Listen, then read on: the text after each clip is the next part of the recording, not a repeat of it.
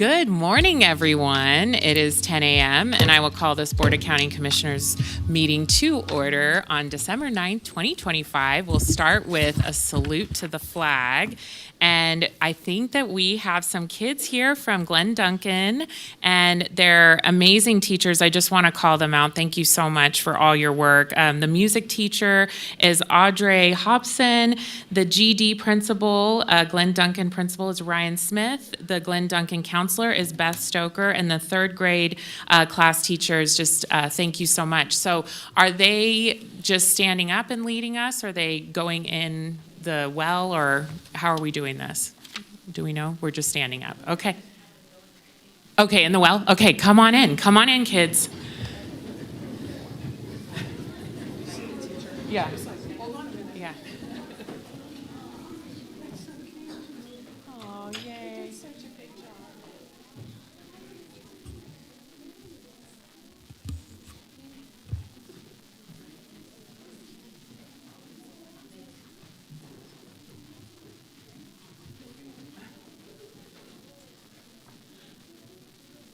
Hi.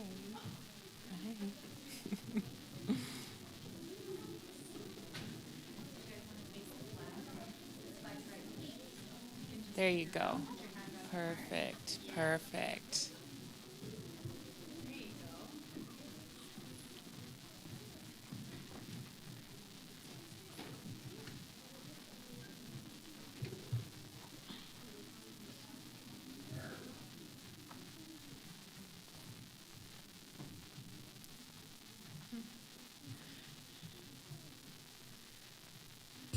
Okay, whenever y'all are ready.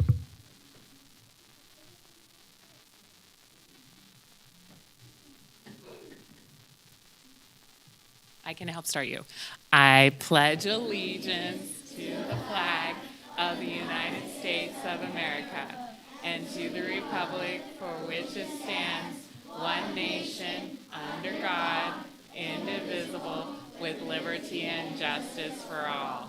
Oh, that was beautiful. And this group serenaded us to start off the morning. Thank you so much. You're all such hard workers. We're really proud of you, and continue to be good, because, you know, there may be some presents at the end of the month for you. So thank you. We're so glad to have you. And thank you to all the teachers and administrators. We're really lucky for your service. Thank you so much.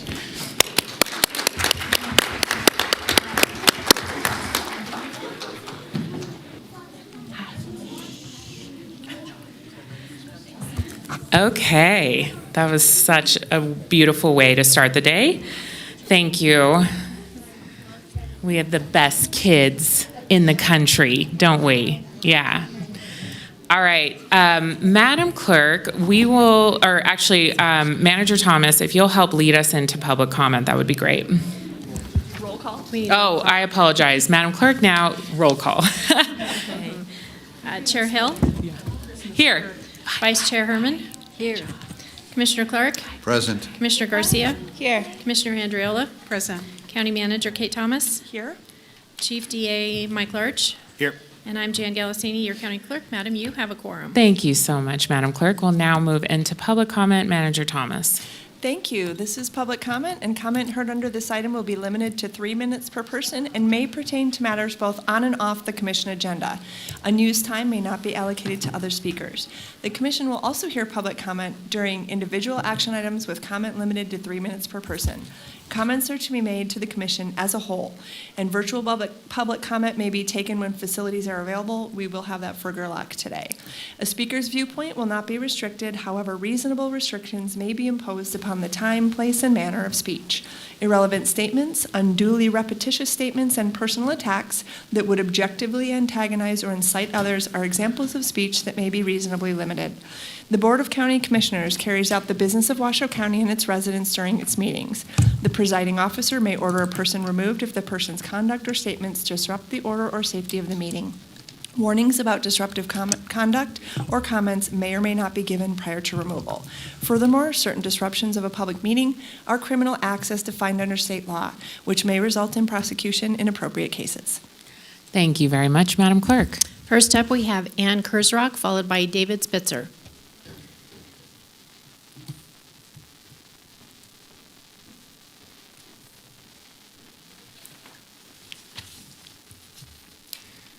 Good morning. Thank you, Madam Chairman and Commissioners. My name is Ann Kurzrock, and I am a proud Blue Star mother. Blue Star Mothers of America was recognized by Congress in 1942. We are women whose sons and daughters stepped forward to serve this country in every branch, guard and reserve. But before uniforms and rank, we were simply the moms who packed their lunches and prayed over them at night. One of our most visible missions is our Love from Nevada care packages. Every year, we send hundreds of these boxes to deployed service members around the world. They are a true community effort, neighbors, businesses, and volunteers all coming together. You can't miss our boxes. They're covered with children's drawings and handwritten messages of love. And a very special part comes from the Washoe County School District through Operation Postcard, where thousands of students write notes that go directly into our packages. Often those postcards are the very first thing a young service person pulls out. Inside our packages are snacks, toiletries, and hand-sewn Christmas stockings made by moms and volunteers. A reminder that someone at home stitched love into every detail. But most importantly, these packages save lives. Many service members feel forgotten, far from home, carrying more than most adults ever will. Suicide is the leading cause of death among active duty military. When a Love from Nevada package arrives, it tells them, you are not forgotten, you matter, you are loved. Anything that is too large for our boxes goes to our homeless veterans at the stand down, where we provide essentials. And most importantly, connection. As moms, we see them. Every month, we cook meals at the Veterans Guest House, bringing comfort to those receiving VA care. We also stand at funeral services, including the unaccompanied, at the Northern Nevada Veterans Memorial Cemetery. In that sacred moment, we become the family, we become the mom. And that reminds us of our deepest duty, supporting our sisters whose blue stars have turned to gold. When a mom loses her child, we hold her hand and make sure she never walks alone. So who are we? We are moms, we are love. We are love from Nevada. Thank you for helping us continue our mission. Thank you. That was beautiful. David Spitzer, followed by Pam Roberts.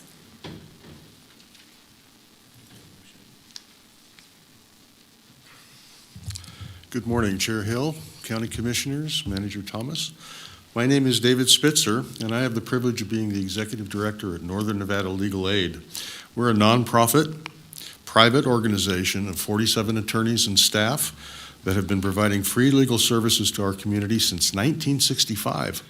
Some of you may have joined us in October for our 60th anniversary celebration. In Northern Nevada, we represent children who have been removed from their parents' custody, adults and minors who are subject to guardianships, veterans, the homeless, and seniors with legal issues, ranging from evictions to consumer issues and victims of crime and family law matters. We have partnered with many agencies and local governments across Northern Nevada, but I wanted to take this opportunity to specifically thank the Washoe County Board of Commissioners and Washoe County in general for their continued support for our organization, and specifically Commissioner Clark, who has sponsored a donation to our organization in item 7E3 on your agenda today. Thank you very much, Commissioner Clark. Our ongoing partnership with Washoe County is a vital source of support for the important work we do representing and giving a voice to those who otherwise would not be heard in the legal system in our communities. I look forward to continuing and expanding the great work that we've been able to do together. Thank you. Thank you. Pam Roberts, followed by Terry Brooks.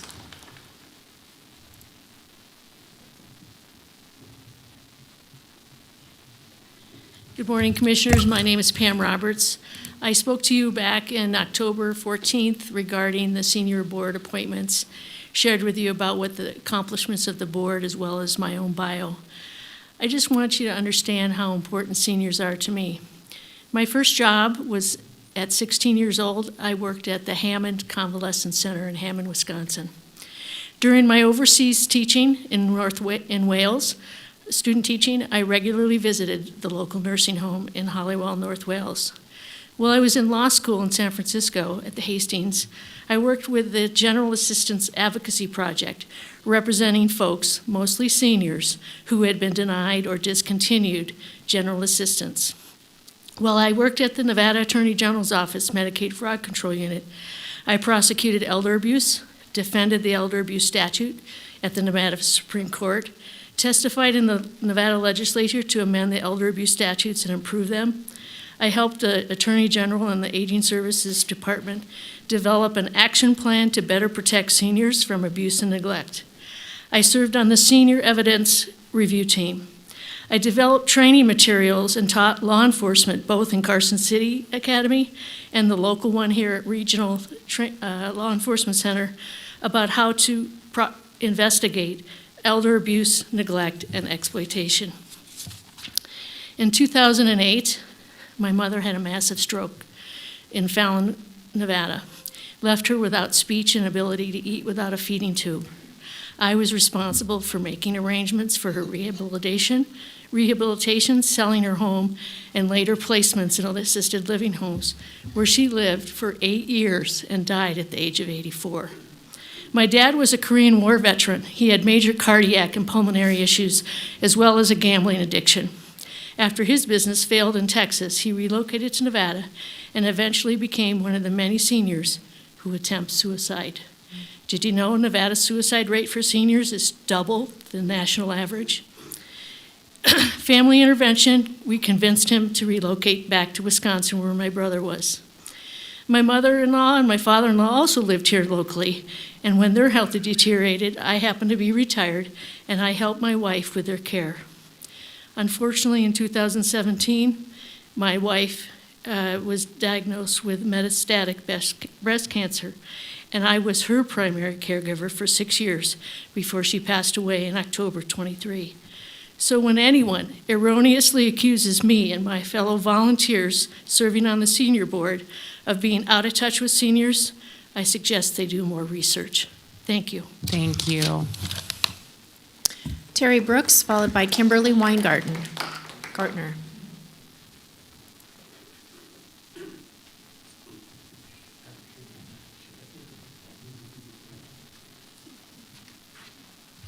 Good morning, it's me, Terry Brooks again. And today I'd like to render on the act of discrimination when it comes to health and gender. Women have had to go through a lot of discrimination, especially when it comes to the fields of occupation. And when so many jobs have been less available to women, that means that access to health care is less available to women.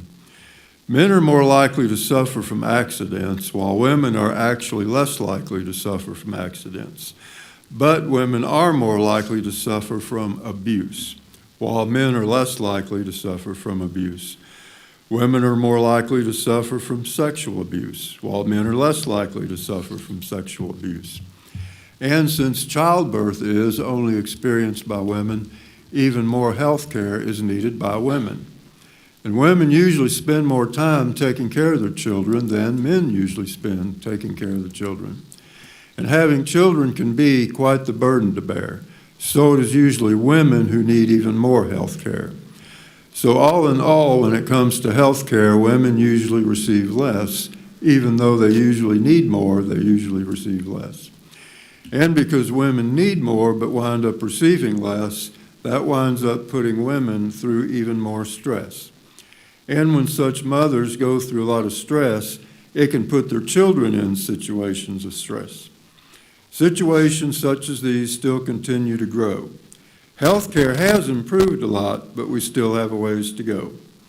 I would like to thank you all for listening to me today and for putting up with even more of the uncomfortable things that I say. Thank you, Mr. Brooks. Thank you. Kimberly Weingartner, followed by Emma Cates and Harper McDaniel.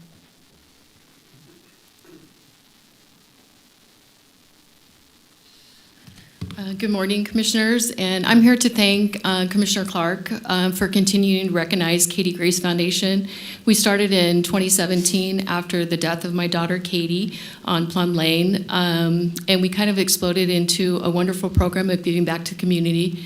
We had 5 nonprofits that were our partners, and we now have 300 nonprofits. The sense of our program is we pull product from large corporations and bring it back to Katie Grace Foundation, our magical warehouse of giving, and we provide those items to our 300 nonprofit partners. Commissioner Clark recently recognized us for our help with our veterans organization. We were able to donate 4 pallets of frozen meat to the National Guard when they were on furlough. Or out of work, I'm not sure what it was, but it was over $100,000 worth of meat, and we just want to thank you, Commissioner Clark, for continuing to recognize our program, and other commissioners that have not met our program. We would be honored to introduce you to what we do in our community. And the school that was here today, Glenn Duncan, we've been able to give out shoes to them 2 years in a row. We have a shoe program that services over 12 schools in our community, and it's over 8,000 pairs of shoes that we've given out since the start of our program. But I just want to say thank you, and Happy New Year and Merry Christmas. Thank you. Emma Cates and Harper McDaniel, followed by Blake Vanderwell.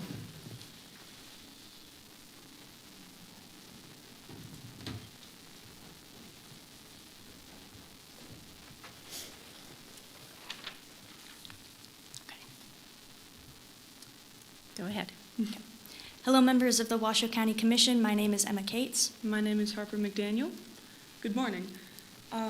Wild horses are a beautiful piece of the Nevada ecosystem. They're living pieces of Nevadan history with whom we've shared space with for years.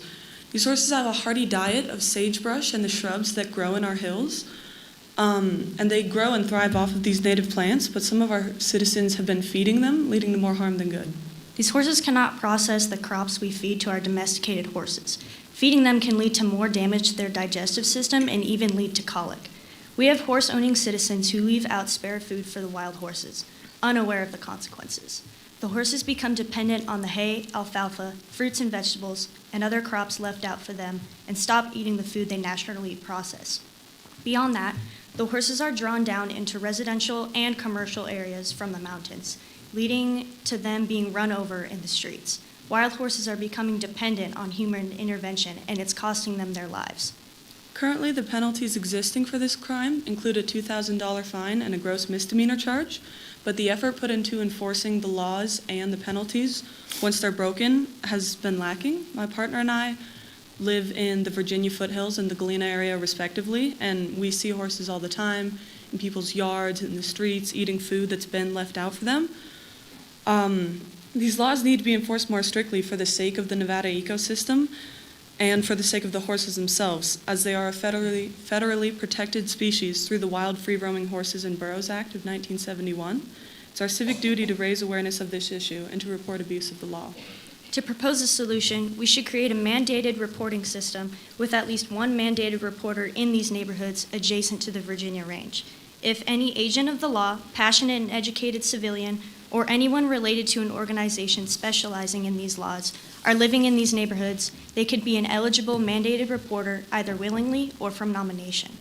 To spread knowledge about how this is causing more harm than good, an educational campaign through something like a news report could also be effective, because making sure that those who know that what they're doing is actually hurting the horses when they think that they're helping would certainly do more good than discreetly increasing fines. And an informed public will make less mistakes because they understand the consequences of their actions, and it will prove that those who continue to do it don't actually care about helping the horses. These horses are a staple of our beautiful scenery and paint our western landscapes with a wild and free atmosphere. It is our duty to protect them and preserve their beauty. Thank you for your time. Thank you. Commissioners. Blake Vanderwell, followed by Cooper Richardson.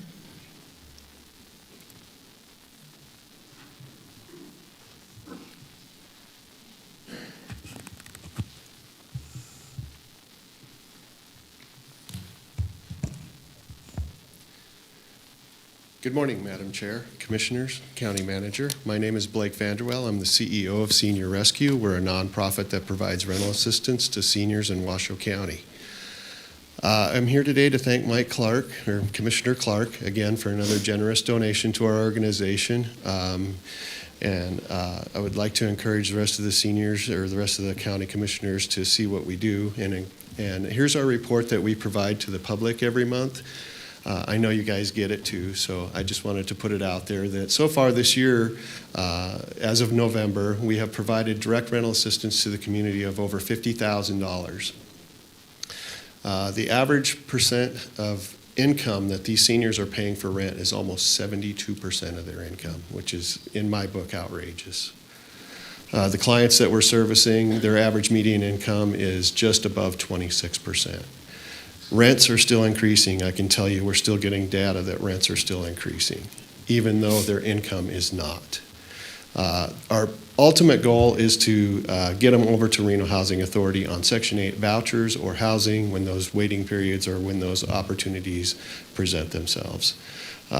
We have just recently had a success case. He's signing his papers, as a matter of fact, today at Reno Housing Authority for his Section 8 voucher, which his rent is now going to go from $812 a month to $235 a month, which is what we ultimately try to get people to do. So we encourage everybody that we help to get on the wait list for Reno Housing. Again, I would like to thank Commissioner Clark for his generous donation and his support of seniors in general and this organization. And I would also like to thank Commissioner Herman once again for her ongoing support of this organization, and I would encourage all of you to do the same. It is badly needed in this community right now. Thank you once again. Thank you. Cooper Richardson, followed by Donna Klontz.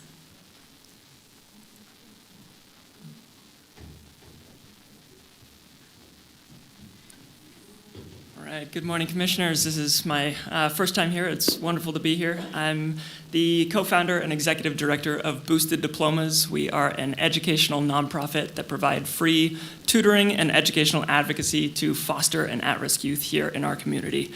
And I'm here to thank Commissioner Clark for supporting our programming through a very generous donation that is supporting our weekly tutoring and educational advocacy. And as Commissioner Garcia knows as well, so many of our youth that we work with and our at-risk youth that go through the foster care program have so many different hurdles that they encounter on a daily, monthly, yearly, full educational curriculum time that they experience, that we then step in and try to remove as many educational barriers as possible, work with them long term, and become some of the most consistent educational supports that these students have in their lives.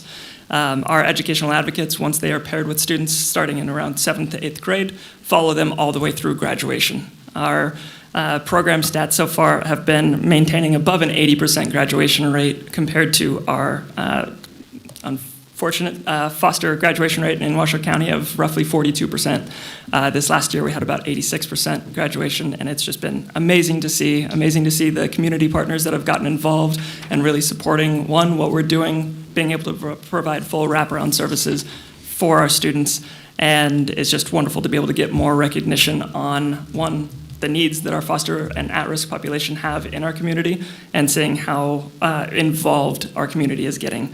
About 3 weeks ago, we had our largest fundraiser event at the Nevada Museum of Art, where we sold out the event and set a goal to raise $100,000, and the community came together and absolutely smashed it, bringing in over $180,000 to support our programming. And it is just, again, incredible to see so many people coming in. And Commissioner Clark, I've never met you, and it's wonderful to see that that has dropped on your doorstep and you've seen it and been able to take advantage of it and really have made the initiative to support it. So thank you very much. I really appreciate it, and thank you all for being here. Thank you. Donna Klontz, followed by Todd Bailey. Morning, Commissioners and County Manager. I haven't been here in a while, and I just wanted to congratulate Kate Thomas for becoming the County Manager rather than our interim. I know that we're all in a better place with all of the good leadership that we all have. I'm here to speak on item 7C2, which is in your consent agenda, which has to do with the reappointment of the members of the Washoe County Senior Advisory Board members. This group has really come together over the last couple of years to learn so much about all of the different resources and the kinds of needs that our seniors have by actually studying those things and bringing in experts to our meetings to learn about those things. The folks that have served, that are looking to be reappointed, have profited from all of that information and will be outstanding to come back and serve a second term. So I really urge you to follow the recommendations that are there on the list of the memo to reappoint the current folks to the county senior board.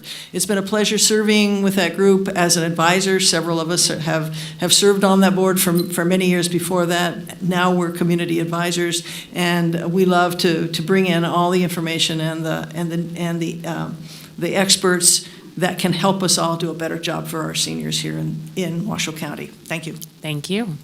Todd Bailey, followed by Jill O'Leary.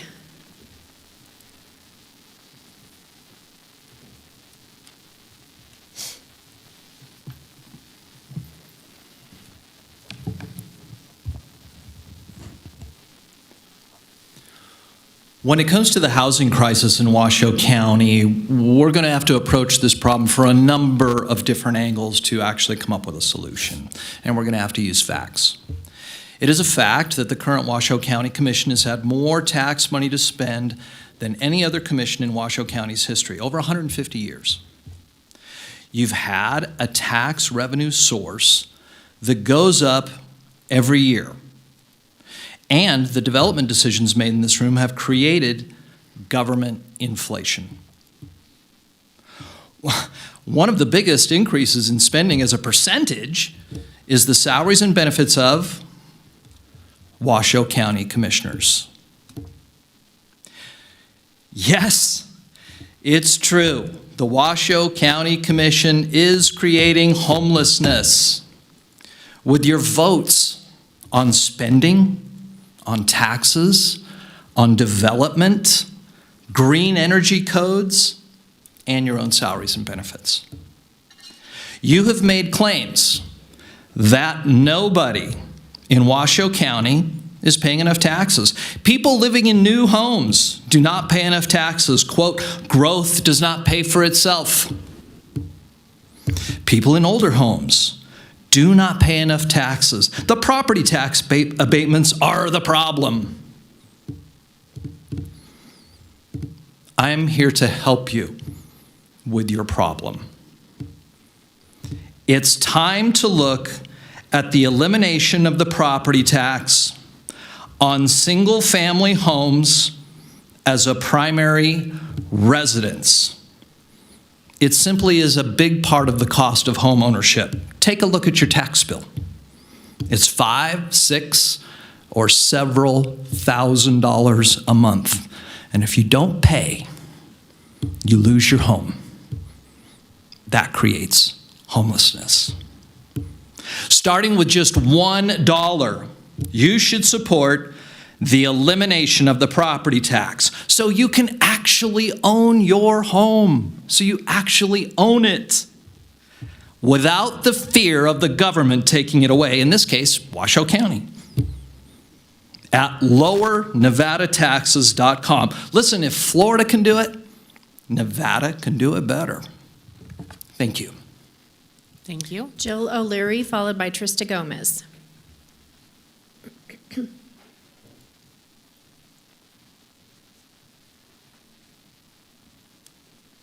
Looks like I have documents to distribute to the board.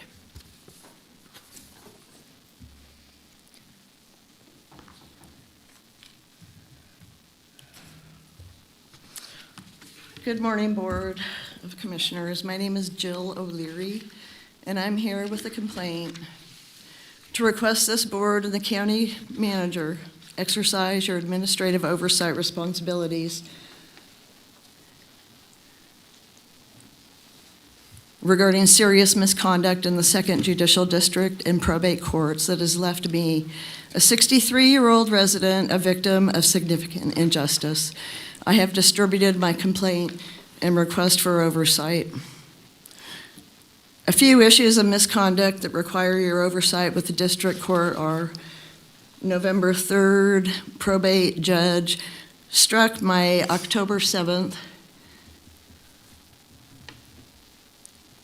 request for administrative enforcement of filing standards and the certificate of service that was unsigned by his judicial assistant. A default denied on October 6th, 2023, and then 2 pages of attorney fees entered by the plaintiffs from October 2023, conspiring with the filing office manager to attain default against an answering defendant.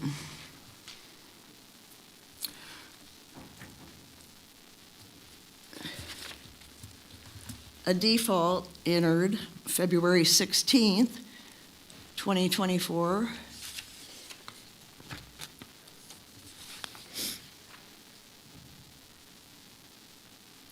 after I had attended a court hearing and answered numerous times. And the docket, which shows both a judgment and a default judgment, entered on April 24th, 2024.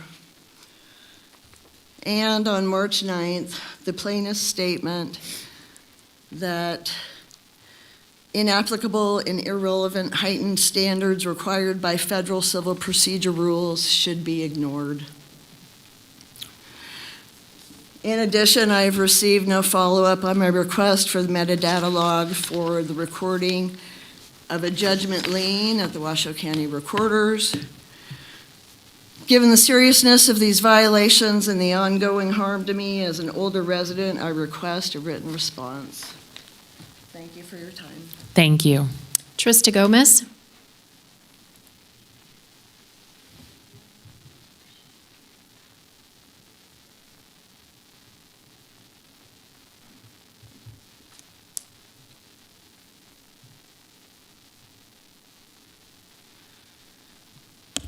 Good morning, it's Trista Gomez. I am going to leave that up for a minute, but I'm going to tell you a little story first. When I was little, my parents would be really upset if I ever called us poor, but they would call us economically challenged. They might call us resourceful. They might call us very efficient. They might call us all of those things, because you could take a loaf of white bread, maybe 2, a 5-pound thing of hamburger, and a bag of 10-pound potatoes, and like 4 different cans of vegetables and 6 different seasonings, and you could make 6 different dinners a week. Everybody could eat. It was great. You learned how to go to the bathroom really, really quickly because you might have anywhere from 9 to 14 people in a 1-bedroom house. You might learn to be really resourceful because you weren't paying anybody to do anything. You know why? Because you didn't have money to. So you even learned how to do it, or it just didn't get done. So we learned how to do a lot of things.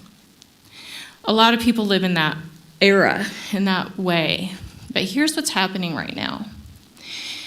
And this is why I talk about the budget so much. I talk about the budget because of this. When you are asking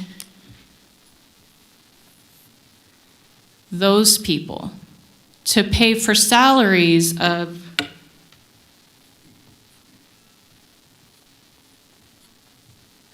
those people, and you're also asking these same people to pay for services that they don't have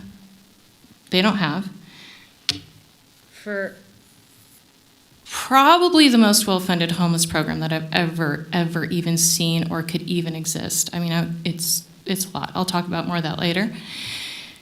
These people right here, especially about from maybe here down, They're one paycheck away sometimes from a pretty catastrophic future. But you're asking them, what right now we're doing as a county, what you're doing as a county, I'm not part of this, is you're saying we're going to tax those folks more so that we can fund these people and these people. And I think that's a gross injustice and misuse of taxpayer dollars. And the only one who's actively saying it is Mike Clark. And I always appreciate Jeannie Herman because she at least votes for residents and not increased revenue. I'll be back. There's nobody else signed in, and I believe there's nobody on virtual to speak. Thank you, Madam Clerk. And I think because of a agenda snafu, we have to move into presentations now. Is that right, Manager Thomas? Yeah, in conformance with the DA, there was an item that ended up on the agenda, which we had previously had in years past, where after public comment, we would pause, and then that way folks would get here for the 11 o'clock presentations. But DA Large indicates that we can go into those two presentations if the board would like to. That's great. So we'll do the presentations, and then we'll move into our announcements after that. All right, Madam or Manager Thomas, if you'll lead us into 5A1. Thank you. I see our first presentation, but I don't see our presenter here. And Okay, so we'll do 5A2. Yep, let's jump into 5A2, which is a presentation of the Washoe County Emergency Management River Park Defensible Space Program, and that's given by the Washoe County Emergency Management intern, Elena Berry, and she's here to present with the emergency management team. Welcome. Hello. Hello, Chair Hill and fellow commissioners. My name is Elena Berry for the record, and thank you so much for having me here. I'm an intern with Washoe County Emergency Management, and I'm here to do an overview of the River Park Defensible Space Program that I created.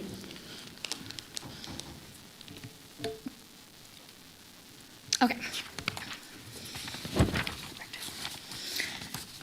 So to get this project going, we had to do a few pre-planning activities. Those activities included ride-alongs with all the fire agencies within Washoe County.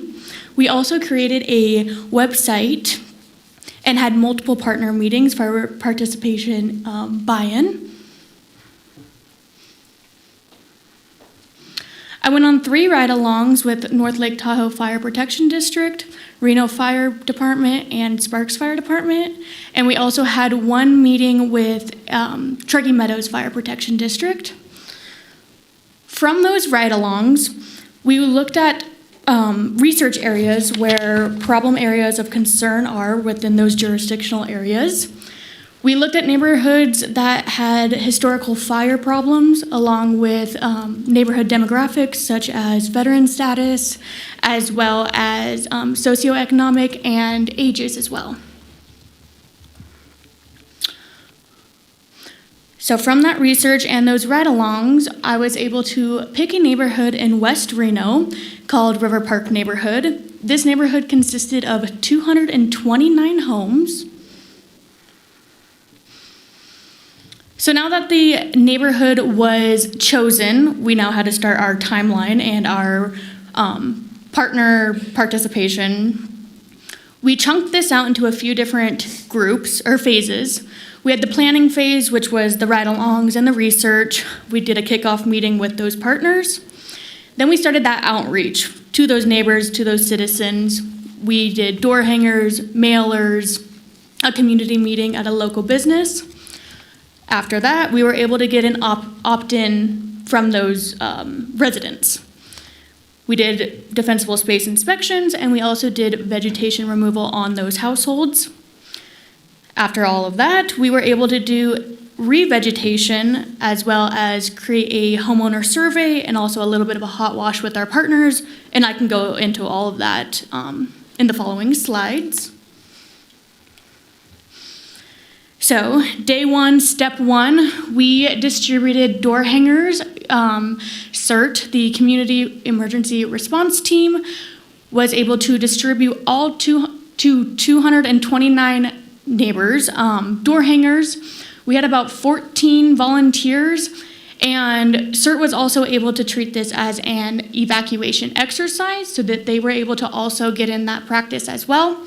CERT took about an hour and a half to distribute all this material, so it was also quick to know also how fast they were able to evacuate a neighborhood in the case of needing to be. Along with those door hangers being put on the doors, we had the postcard mailers mailed to every residence. That QR code was went to the website which had our opt-in, so those neighbors could start opting into this program. And we had both the English and Spanish versions posted on this mailer. Following that, about a week and a half later, we had a community meeting at a local business down the street. We had a great turnout at about 40 people showing up. We had multiple presenters from different agencies. We had Living with Fire there, myself. We had another emergency management coworker there talking about preparedness and go bags. We had multiple signups for this program and also for Smart 911 as well. So it's just a big group collaborative that we were able to get a lot of information across in a short amount of time. So now after that opt-in period had closed, we started with our defensible space inspections. We had 39 homes participate in this portion of the project. We had 3 leading agencies, Reno Fire, Washoe County Emergency Management, and Living with Fire. And then we had 1 supporting agency, Team Rubicon, that were following those 3 lead agencies, taking notes about the inspections and observations that were seen. This took about 2 days and 7 hours total, but out of the 39 homes, we had 6 properties passed with no work to be done on their homes. We also had interior home inspections done. We had 23 homes opt into this. American Red Cross was able to replace 101 smoke alarms within homes, and 46 people were served. From all of those notes on the defensible space inspections, we then went into our vegetation removal weekend. We had 24 homes sign up for this, took 2 days to complete, and we had about 107.5 volunteer hours that were contributed to the vegetation removal. We had 80 cubic yards of green waste that were collected. All of our green waste bins were completely full. So I do want to say thank you to Reno Fire and Waste Management for also being able to put that together. That was a huge help. Our revegetation portion of the program was done with the help of Moana Nursery. Moana Nursery was able to print off coupons, and every resident that opted into the revegetation portion was able to go to Moana and get 3 perennial fire-wise plants. So all that vegetation that was removed, the quote-unquote bad vegetation, they were able to replace with these beautiful flowers and a little bit of a safer environment. Moana Nursery donated 117 perennials. Along with the revegetation, we also did a little bit of a revegetation education. We had 32 buckets distributed. So all these buckets included kneeling pads, soils, safety glasses to help replant the perennials that they had gotten from Moana Nursery. Along with that, we had on our website education links from Moana Nursery as well, and Living with Fire on where to plant those plants and how to plant those plants. So I just want to go over a few pictures of one resident. This was, as you can see, that bush is completely up into those eaves. Behind you can't see, but there is an electrical box, and it's just very overwhelming the home. This was during, you can see that we had started completely removing that bush. Even better, we had the residents outside, and they were very involved, a lot of education, asking a lot of questions, which was very cool. This is the after picture, completely gone. That bush is gone. And then the post revegetation, this resident went out and got their 3 perennials, and then also went and bought 3 more from Moana, and they were absolutely the best, and they loved the project, and they were super excited about the education as well. We then created a homeowner survey, so all the homeowners that participated or not participated were able to go and fill out this survey. We got 23 responses, and we did get 100% of a response rate that these people would participate again if it was offered in the future. We had a 95.7% response rate of adequate education on defensible space and home hardening. So a lot of these residents did not know what defensible space was, did not know what their home hardening efforts should be or what they could be. And now we have created a guidebook for replication to do this again in other parts of the county when funding is available. That is all. Thank you, guys. Wow, I commend you in this project. Could you give us just a little information on yourself? Seeing as you're an intern, are you at UNR or what's going on? No, I'm actually done with school. So I graduated last December. Nice. Yes. That's so great. Yes. Well, I'm glad that you applied for our internship program and did this as your capstone project. This is amazing. We need this replicated all over. And so, I mean, you had to work with so many different agencies and government agencies, nonprofits, as well as Moana Nursery. So, and also coordinating with all those stakeholders, all those residents. That is just really commendable, and I think you helped educate community members and also help keep our community safer. So how did we pay for this? Do you know how we paid for this pilot project? Yeah, so it was through the Green Recovery Grant.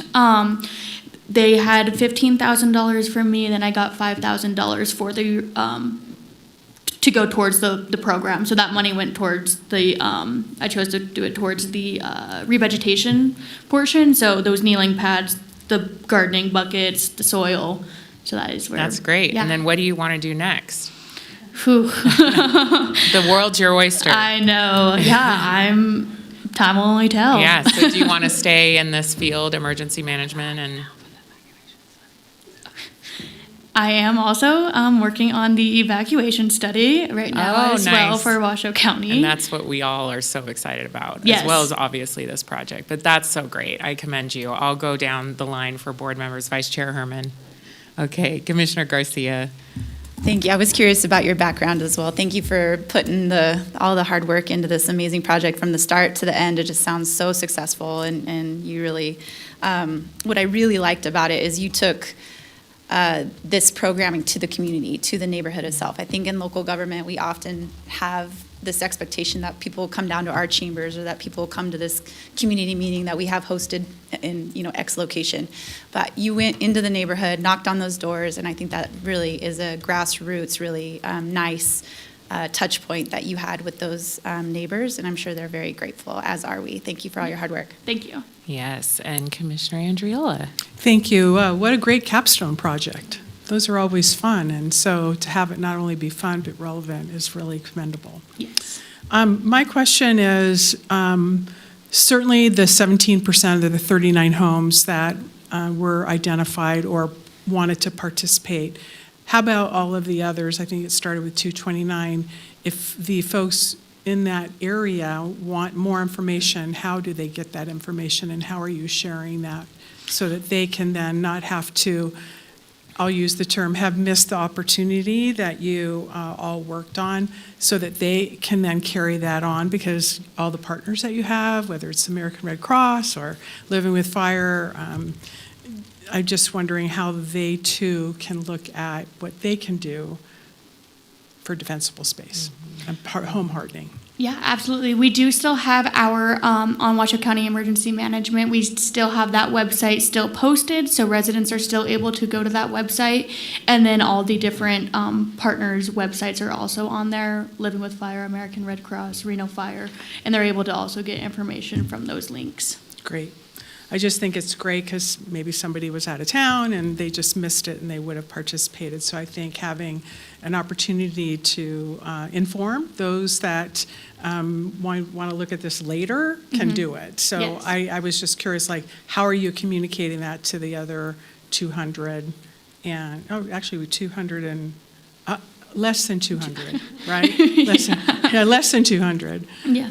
I mean, I would love to do it again if and when funding is available to go back into that neighborhood. And we did have a few residents call and say that they were out of town for that specific weekend or various reasons of why they weren't home. But I would also love to be able to go back there as well and be able to finish up or take the opportunity to take those people that weren't able to get this opportunity to work on their homes as well. And maybe the 39 that participated can tell the neighbors. Yes. So that is a pretty cost-effective way Yes. of sharing the success and how to point them to the right direction. So thanks for your hard work. Thanks for really looking at putting a capstone project that is viable and needed. And congratulations on, being with Washoe County and Yes. coming up with a creative program that is really applicable and needed. Right? Yes, absolutely. This capstone was a lot better than my senior capstone for college. A lot more fun. Thank you. Thank you, Commissioner Clark. Thank you for your report. Thank you. Yes, so we obviously love this. So there's a website still live, right, on the Washoe County site, so people Correct. can be directed to all those resources there. And I think that education piece is something that Vice Chair Herman also wants, people to take a lot of this into their own hands. Defensible space is something we all can do, and I felt very seen by that bush because I've got one of those on my house. So I'm like, I gotta take care of that. So thank you for that reminder. And yeah, we'll look forward to hearing your presentation on the evacuation study once that is ready. Yes, Yes. absolutely. Any other commissioners on this? Okay. Well, thank you, and have a great rest of your day. Thank you. You guys too. Thank you. And then we'll move back into 5A1 for presentations. Ms. Thomas. Thank you. We have Dwayne Smith here. He's our Division Director of Engineering and Capital Projects, and he's going to provide an overview of the Washoe County sewer utility for you.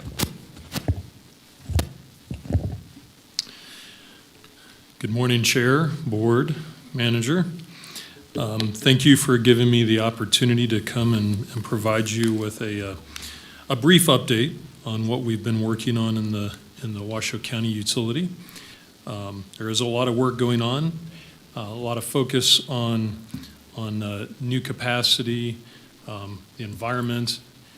So I wanted to really focus on three things. I wanted to focus on the fiscal status of the utility, our user rate and connection fee update. I want to talk a little bit about treatment capacity and conveyance capacity, how we manage that capacity within the facilities, and share with you, again, just briefly, what's on the horizon. So I believe these topics are very relevant to the overall health of the utility, and I think it's will be helpful and meaningful for you as you enter into conversations. Just briefly wanted to recognize the 30-plus frontline team members. These are the folks that deliver the services for Washoe County on a daily basis.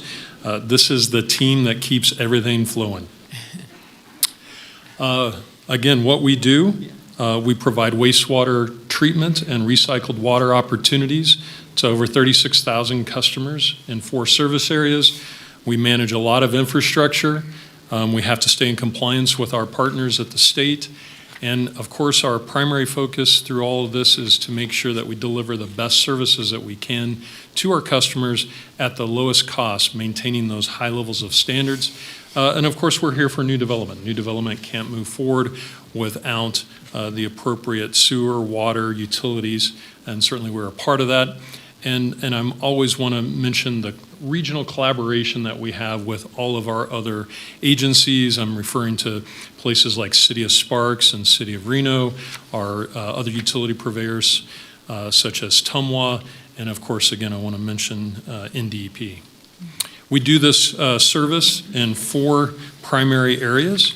So the North Spanish Springs is a little different for us. Again, we don't have a wastewater treatment plant in North Spanish Springs. All of unincorporated Washoe County sewers to the city through the City of Sparks to the Tumwa facility. But in the South Cherokee Meadows, Cold Springs, and Lemon Valley areas, we do own, operate, manage 3 reclamation facilities.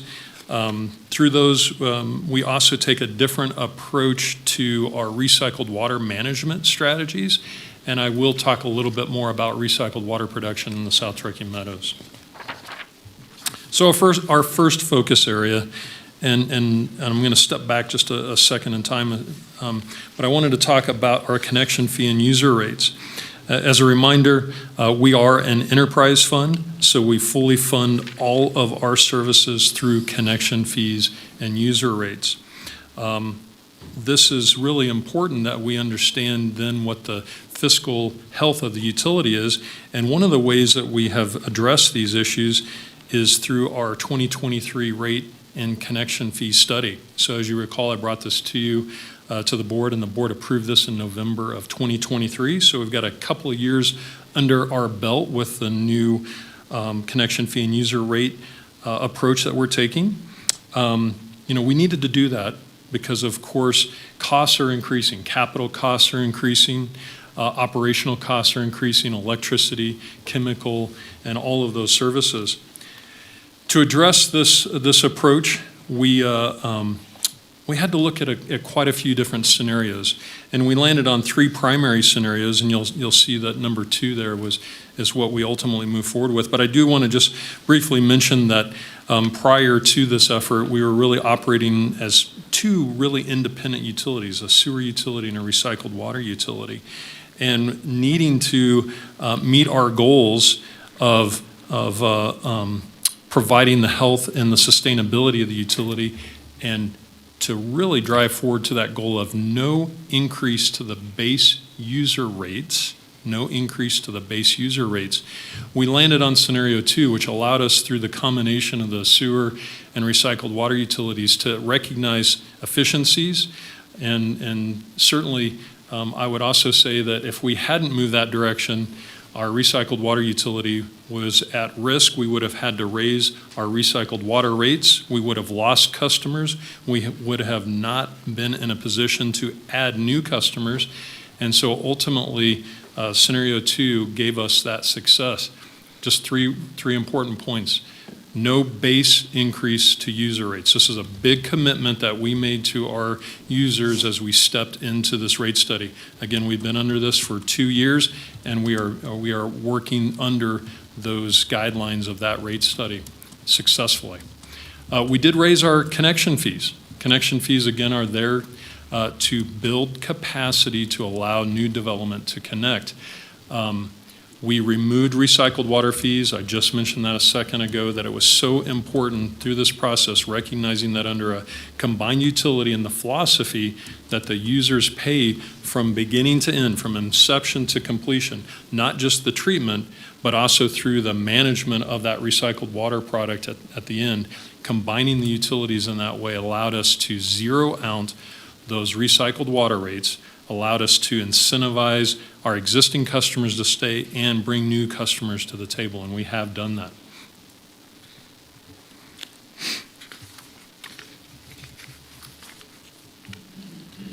So again, we've been operating under this new user rate approach for 2 years. It is working. Our total fund balance is nearly $125 million. And our 5-year outlook is as anticipated in the rate study. This graph shows the 5-year relationship between revenues and expenses. So you can see the revenues there in yellow, and our expenses, you'll see that big spike up in 2026. Well, as you all are aware, we're moving through the final stages of our South Cherokee Meadows water reclamation facility improvements. We also have a very large lift station project, and we're also moving forward into some other conveyance projects as well. And so you'll see that our fund balance is coming down, but you'll see that it basically levels off, and again, just as we expected.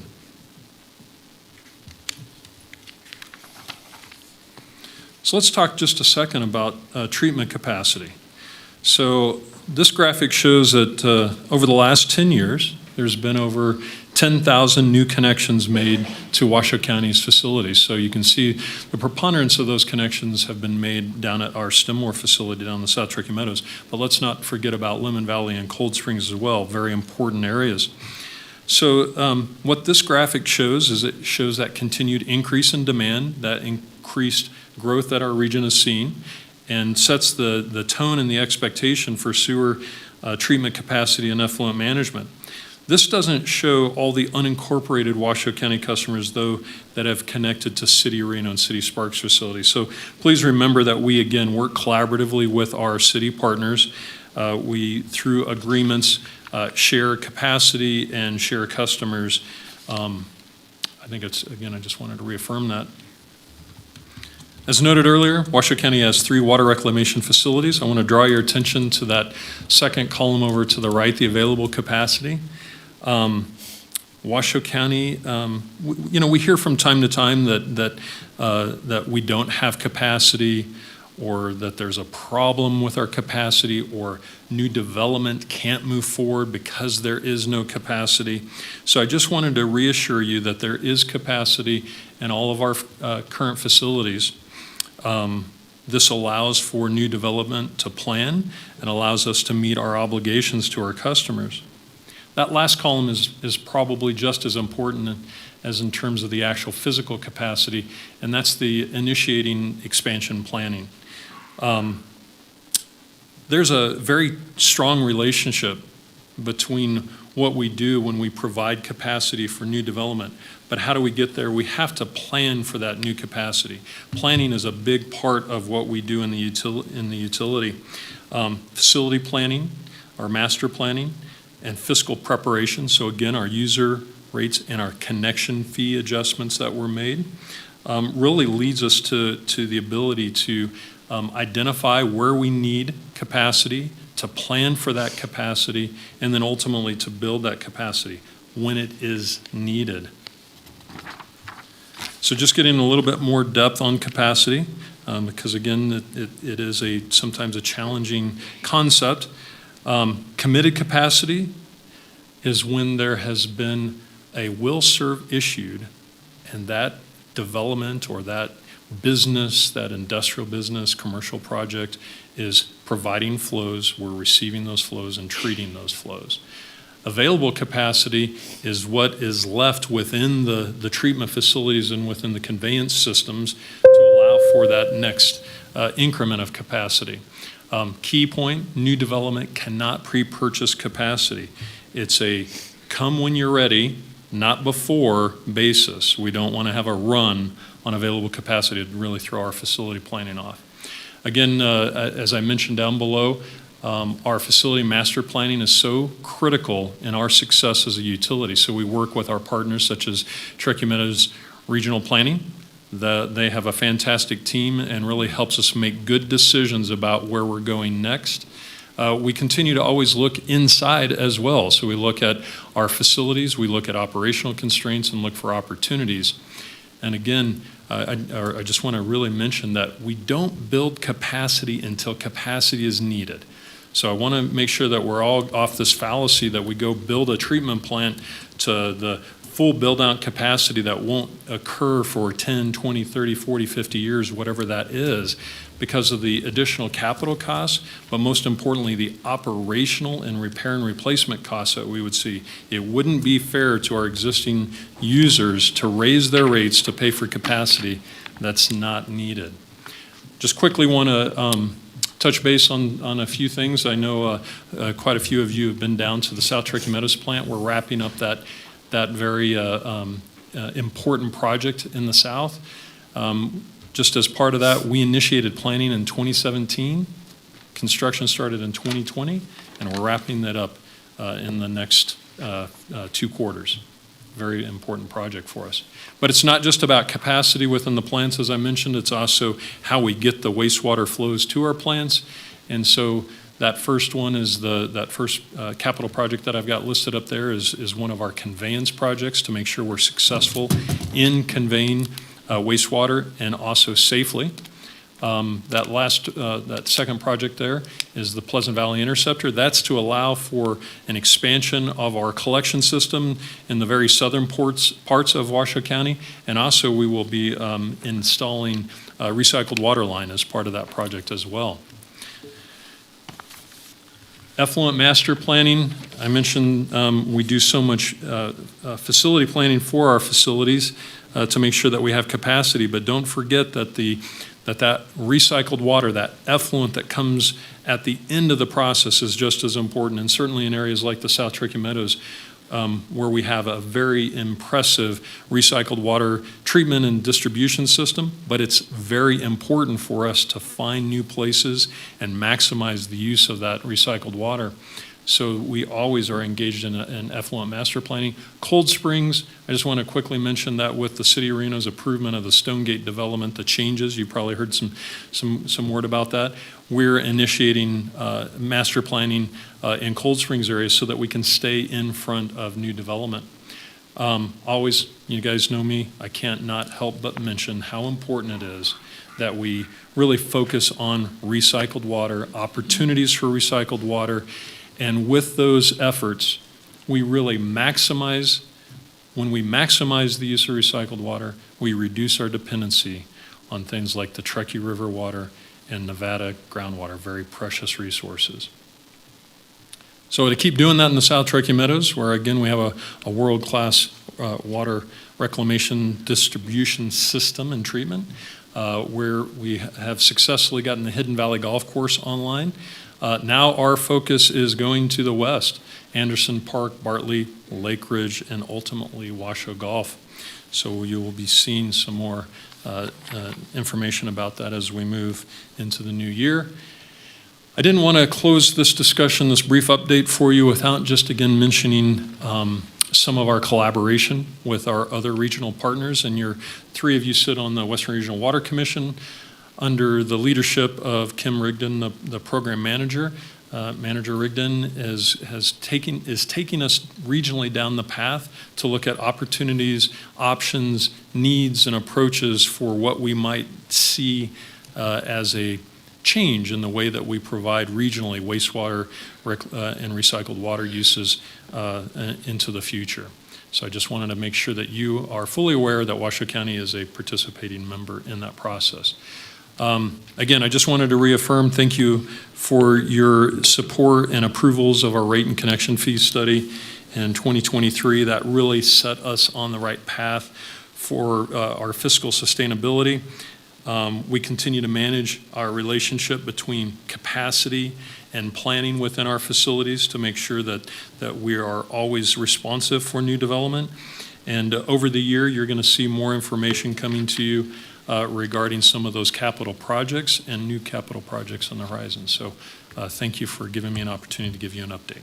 Thank you. And I think that this board is so proud to partner with you and your team on ensuring that we did not increase our utility fees when that is happening across the board all around this country. And so I think that, I'm very proud that we have been part of that decision making, and thank you for your leadership on that.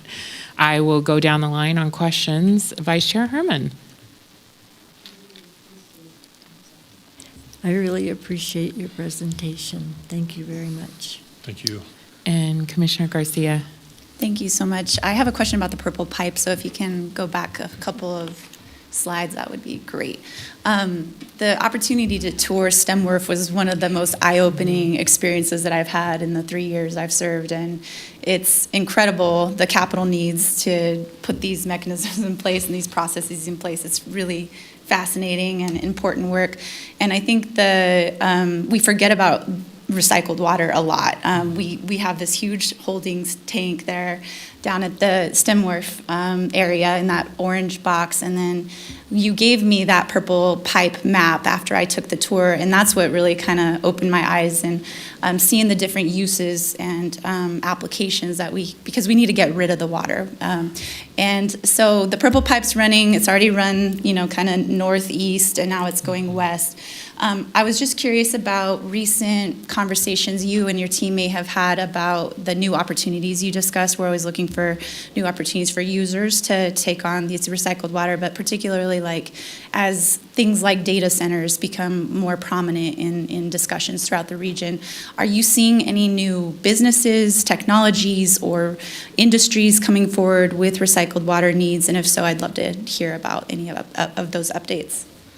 Yeah, through the chair to the commissioner. Certainly, I think there's two things that have set us in an interesting place. First of all, I think regionally it's known the high quality of recycled water that we do produce in the South Turkey Meadows and the investment that we've made in this process. And I think what's also caught people's attention is the fact that we zeroed out the commodity fees for all the right reasons. And so, yes, we do get phone calls and get people interested in what opportunities might exist in the future. We are also interested in those opportunities. When we think about, for instance, Ormat in the South, they do use choline water for some of their approaches. And so we've been in discussions with Ormat over the years. Now there's always challenges, right? There's always potential chemistry issues or conveyance issues, water quality issues. And so that's part of what the team does is enter into those discussions, understand what the opportunities might look like, invest time, invest money in exploring those opportunities. And as we develop those, we come back with recommendations and the next step. We really do focus, though, in the South Turkey Meadows on construction water. We focus on irrigation water. So we are looking for those new opportunities like the Ormats or potentially maybe even collaborations with the cities and some of the work that's going on down in the Tri-Center area. In the large demand for recycled water down there. So these are some of the conversations that are absolutely occurring, and we certainly look forward to those opportunities to, again, reduce our dependency on Nevada groundwater and on Truckee River surface water. That's really the big goal. So I guess my follow-up question would be if people are interested in exploring if it's a possible or viable solution for their business or initiative, do they contact the county directly, or what's the process for interested parties? Yeah, usually I'll get a phone call. One of the other staff will get a phone call.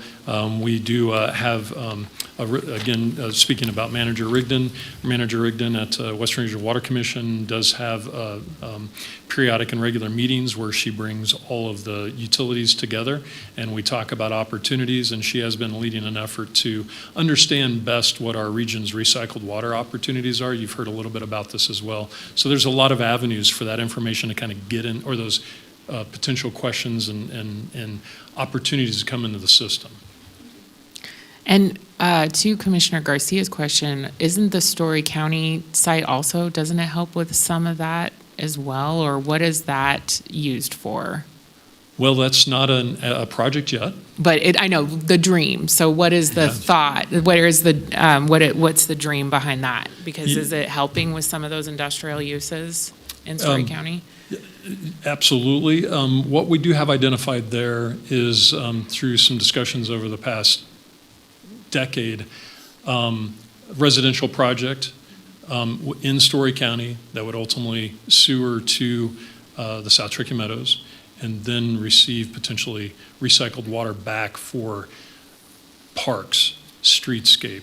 Okay, so single family home home That's what uses. that really Okay. represents. But I have to tell you, Chair, that there has been questions about if we did move that way, Right. how easy would it be to loop back into the Tri-Center as well? So Because these that's, where a lot of the water usage is happening, and I know that they've got their own issues, and they're the biggest, data center location, I think, or one of the biggest in the world. So I think that, that's really interesting that you're having those conversations on that. Thank you. Commissioner Andriella. Thanks. It's so exciting to finally see dates that are projected for the topic of the regionalization of sewer and wastewater, and to know we're now from 1A to 1B with a January/February 2026 recommendation that hopefully will be coming is exciting.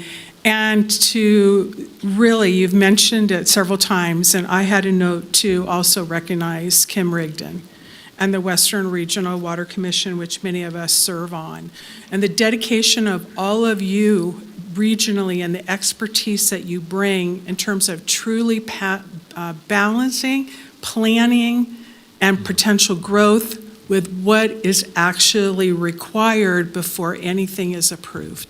I think there's a lot of misunderstanding of the extensiveness that anything has to be.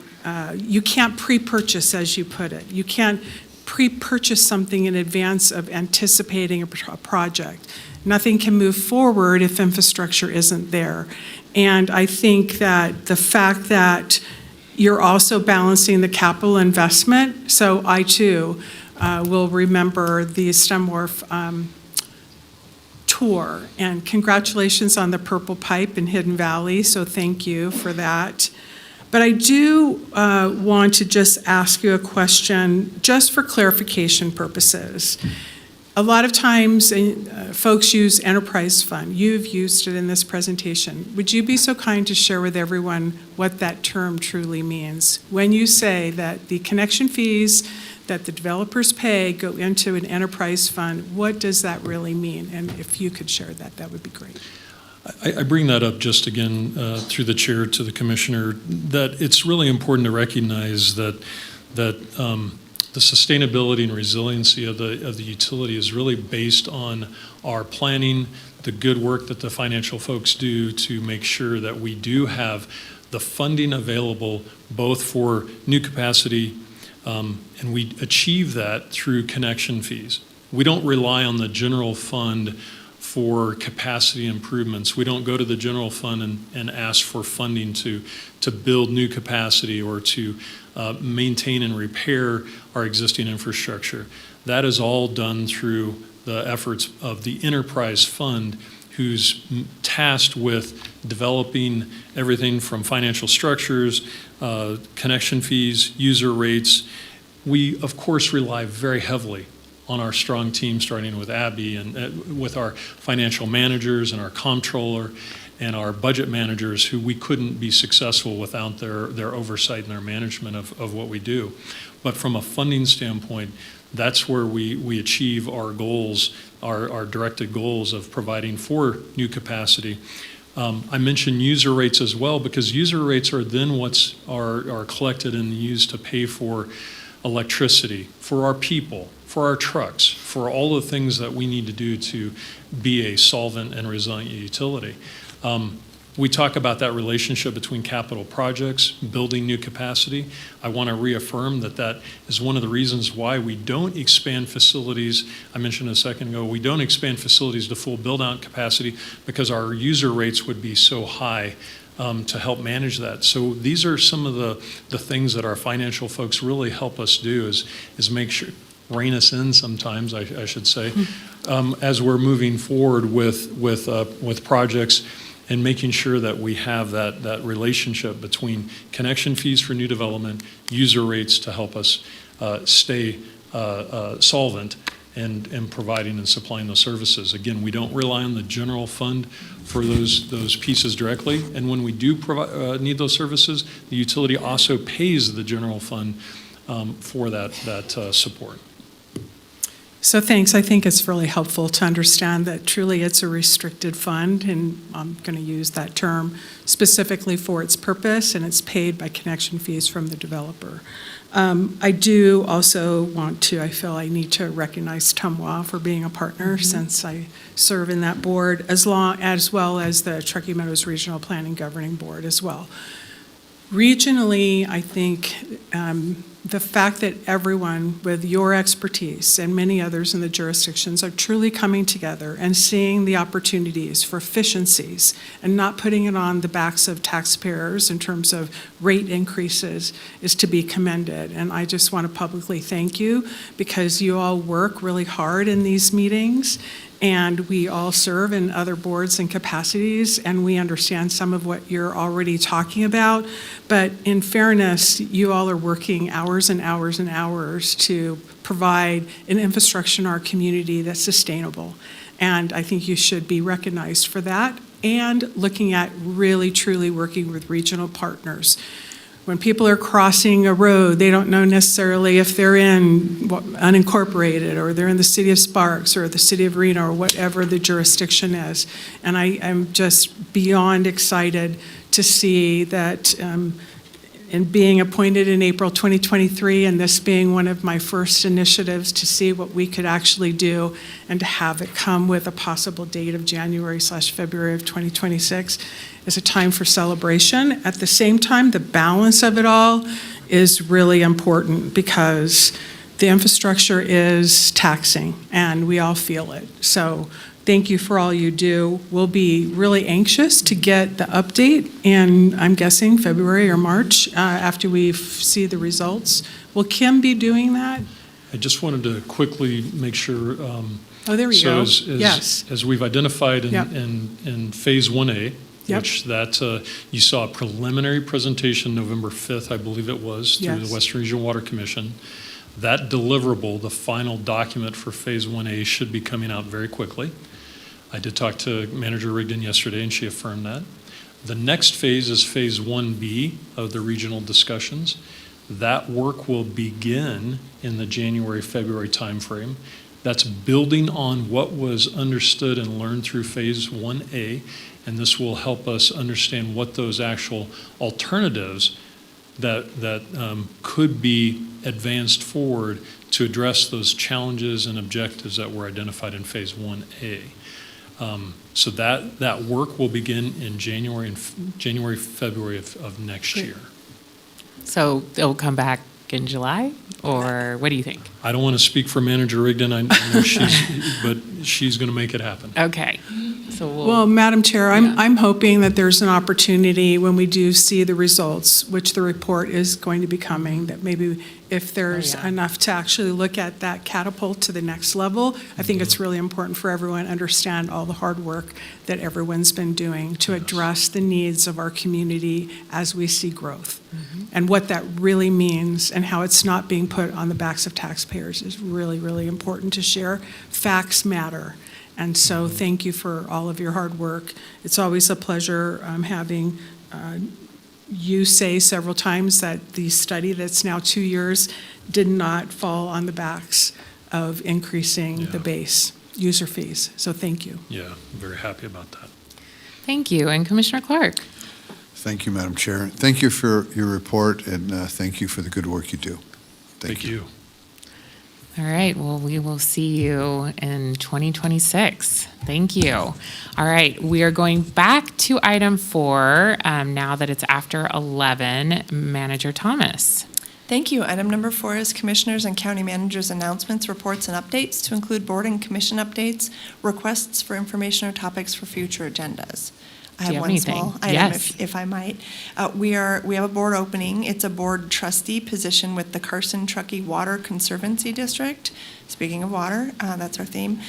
This board was formed in 1958. It serves Carson City, Churchill County, Washoe County, parts of Douglas, Lyon, and Story counties to maintain minimum capacity for the Truckee River. This board also reviews river encroachment permits and water resource projects to ensure they do not interfere with the river's channel and provide the greatest benefit to the region. This is a partial 4-year term beginning at the time of appointment by the Nevada State Governor's Office, and it ends on December 31st, 2028. Your deadline to apply is 5 p.m. December the 17th. So Thank you. Put that out there. Thank you. Yes. And Vice Chair Herman. No, you're good. Okay. Commissioner Garcia. Thank you. Just a quick invitation to the public. The Regional Transportation Commission, RTC, Chair Hill and I sit on the board. Last year, I believe it was, we approved an initiative to move forward with looking at neighborhood network plans. And I wanted to let the folks who live in Sun Valley and Panther Valley know that there's a community workshop being held tonight, Tuesday, December 9th at Hug High School from 5 to 6:30 p.m. And what this does is it gives folks an opportunity to hear about ways that we can improve the walking and biking and rolling through our neighborhoods. These are going to be tailored to the specific needs of these communities, and it's really important that we hear from the constituents themselves. They will result in what they refer to as quick build projects, and so we'll be able to see those taking place throughout the community in a relatively short amount of time. So I encourage y'all to keep an eye out on what RTC is doing in terms of the pedestrian safety measures that they're taking. So thank you. Thank you. Commissioner Andriola. Okay, Commissioner Clark. Thank you, Madam Chair. I've got a couple of items. One of the first ones I want to talk about is holiday parties and parades. We had a very unfortunate incident happen in Cold Springs on Saturday night following a holiday parade. Somebody crossing the street, a couple of folks crossing the street. One guy, they both got run over. One died, and I think it's very important as we have these community parades that people understand that drinking and driving and then parading and having a good time could lead to some tragedy if people aren't careful. So many times people cross the street, they can see the car's headlights and they presume that the car can see them, and that isn't really what takes place. So just very unfortunate situation. I know that we've got some parades happening in the South Valleys, and I think out in Spanish Springs as well. I just want to make sure everybody's aware of just safety first out there, so we don't have this type of tragedies around the holidays. I wanted to bring that up. And then I talked with Manager Thomas yesterday about boards and certain boards that we have. And I'm involved in a couple of boards, Citizens Advisory Board, the Senior Board, and there's some confusion about time of service and appointments and how they run, and if they're area specific, if you have to live in an area, and I think a lot of folks need to be reminded of that when they're appointed, and I see that on the agenda here today. I think it's pretty clear there, but I think there's some other boards. We have, over 50, 60 different boards in the county. And make sure everybody's aware of if you move out of an area, if somebody else moves out, if somebody decides to resign, they need to bring that to the county's attention rather than try and refill those positions internally, because it's part of our job is to approve those type of things. So just I'm happy to see it's clearly spelled out today. Thank you. Thank you. And I had a meeting for the Tahoe Transportation District. Oh my gosh, was it this week or last week? Yes, last week. And they were discussing the old elementary school property and discussing what will be done with it next. And they have asked that Washoe County engage with the Tahoe Transportation District on potentially a property swap or a workforce housing project. And so I wanted to formally ask if we could have staff look into that and then I think we need to bring an item for more than 2 hours of work on that item in the new year to discuss what that could look like and if we have the resources. And also the Sheriff's Office also wants to engage potentially on a justice center up there. So there's many different pieces happening, and I want to make sure I'm keeping the board informed if we are going to get engaged. So if we could have an item in January come before us on that. Additionally, I had a discussion with our communications team on potentially making sure that when we do media buys, we are all encompassing of different languages and different language media outlets. And so I don't know how those conversations are going internally with staff, but if it's something that we need to make a change to our purchasing policy, if that could come back to the board as well, because I want to make sure that if we're engaging in any of those things, that we're equitably making sure that community members can participate in Washoe County activities. So I think those are my only 2 items for today. Thank you. And with that, we are going to move into donations, and if Commissioner Garcia could help us with that. Thank you so much.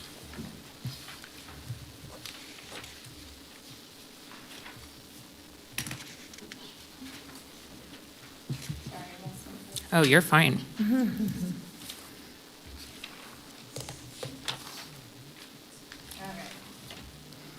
Thank you so much, Madam Chair. It's very great to see people, private citizens, step up to give and support to the county. And so today we'd like to say thank you to Linda Grossclose for throwing her support behind the Washoe County Sheriff's Office with a private donation of $1,000. So with that, I move to approve. Thank you so much. I'm looking for a second. I'll second. Oh, Vice Chair, sorry, she beat you to it. And Madam Clerk, is there any public comment? There is none. Thank you so much. We have a motion and a second on donations. All those in favor, please say aye. Aye. Any opposed, please say nay. And it's on your screen. There you go.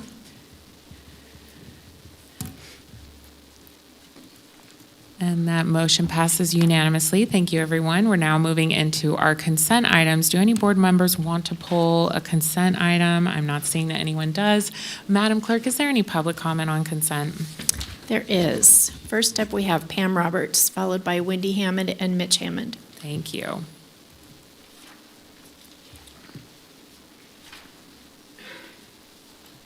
Still morning? Yes. Good morning, Pam Roberts. I'm speaking on 7C2, dealing with the appointments for the Senior Advisory Board. I just want to, for this board's knowledge, review what the role is of the Senior Advisory Board. It's in Chapter Washoe Code 45.425.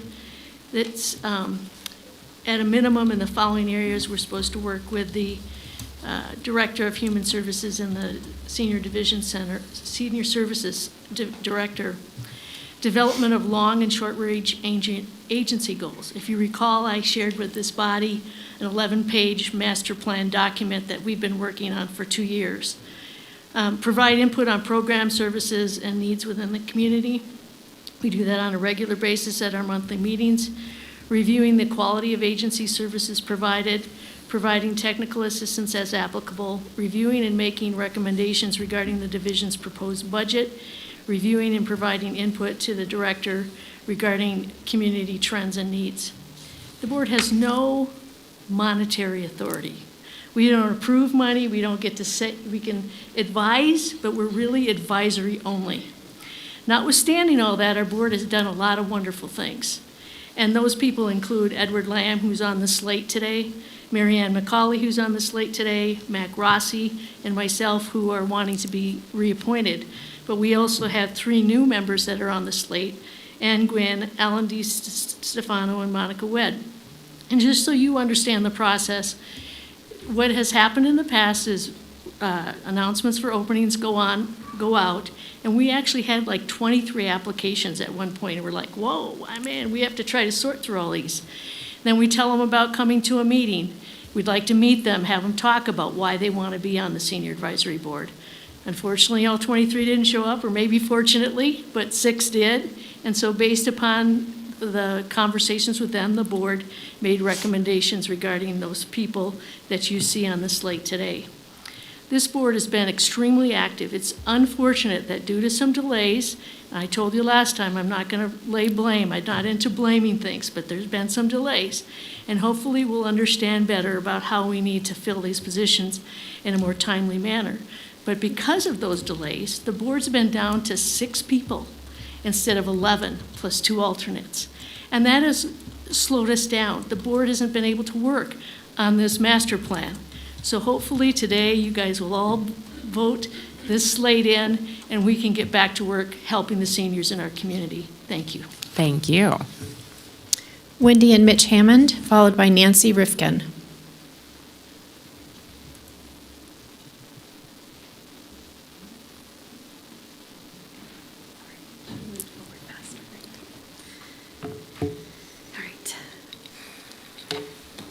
Good morning, Commissioners, and thank you for the opportunity to speak to you guys today. My name is Wendy Hammond. I'm here with my husband, Mitch Hammond, and we are here on behalf of our foundation, the Lizzie Hammond Foundation. We're deeply grateful for your generous support. Our foundation was created in honor of our daughter, Lizzie, a bright, fun, spirited 9-year-old whose life was tragically cut short in a bounce house accident in South Reno. In the days following her passing, our family made a promise that what happened to Lizzie would never happen to another child. That promise is what began the foundation and continues to fuel everything we do. Most families see bounce houses as simple fun. Very few know how quickly they can become dangerous when they're not anchored properly or when wind speeds exceed safe limits. We learned far too painfully that even one missed safety step can change a family forever. Since then, our work has centered on education, prevention, and advocacy. We have created safety resources for parents and communities, trained event organizers, and collaborated with schools, nonprofits, and state agencies. With support from partners like you, we were able to advocate for and help pass Lizzie's Law, which is the state law AB 198. This year, Nevada's first legislation requiring clear anchoring standards and wind speed limits for inflatable devices. It ensures operators follow consistent, enforceable safety practices so that children across our state are protected. Your donation directly strengthens this mission. It allows us to expand safety education, distribute operator posters statewide, support youth and family outreach, programs like our blessing bags, and continue building safer environments for Nevada families. Every resource we share, every training we host, every parent we reach carries Lizzie's legacy with it. We want to offer a very special thank you to Commissioner Clark for championing community safety and for supporting the work we do. Your leadership and care for local families makes a meaningful difference, and we are truly honored to have your partnership. From our family to yours, thank you for believing in our work, for standing with us, and for helping us ensure that Lizzie's legacy is one of safety, love, and protection for every child in Nevada. So thank you. Thank you.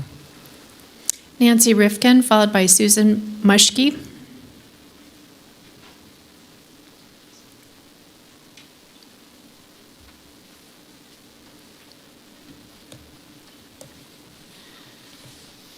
Good morning, Washoe County Commissioners.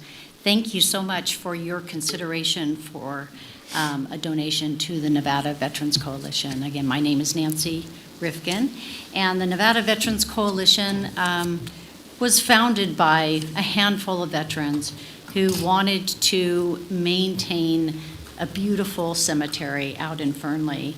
And they started by pulling weeds and spending time out there and just making sure that it just was really a beautiful place that, drew people to it. And over time, they started to see the services that were going on and that there wasn't an honor guard. So they formed an honor guard, and we now do full military honors and services, 4 to 6 or 8 services a week, depending on the weather. And it's just been such an honor to be a part of this organization and see what they do and how they honor the veterans and their families. And that is the foundation of what we do.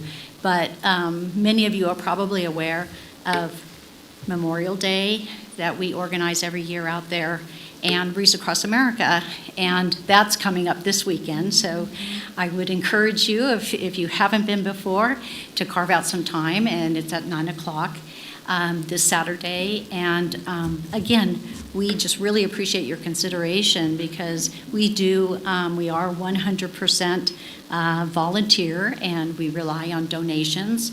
And we've just been able to keep this great organization going and contribute to the community with honoring veterans. So thank you so much for your consideration. Thank you. Susan Muschke, followed by Mac Rossi. I'm sorry if I mispronounced your last name. Is it on? Yes. Good morning. My name is Sue Meiske for the record. Thank you all for allowing me to be here, the commissioners, county manager. I am here to speak in support of the nominations for the Washoe County Senior Advisory Board. I am an associate member, which means that I've been appointed by the board to provide expert assistance. And in my case, it was to help with the development of the master plan that we worked on for the last 2.5 years. But I'm here today to speak in support of the 7 individuals recommended for appointment to the Senior Advisory Board. All 4 of the individuals that were recommended for reappointment, I've had the honor of serving with over the last 2.5 years.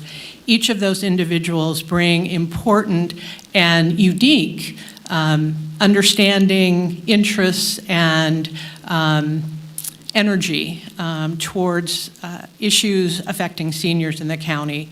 And of the 3 folks that are recommended for appointment, they also bring important new ideas, interests, and experiences to the board. So I really encourage you to please approve the slate as it has been presented, the entire slate. These volunteers are amazing. They do great work. They don't get a lot of credit for it, so I want to give them as much credit as possible, and I hope that you all can support their nominations. Thank you. Thank you. Mac Rossi, followed by Shane Piccinini.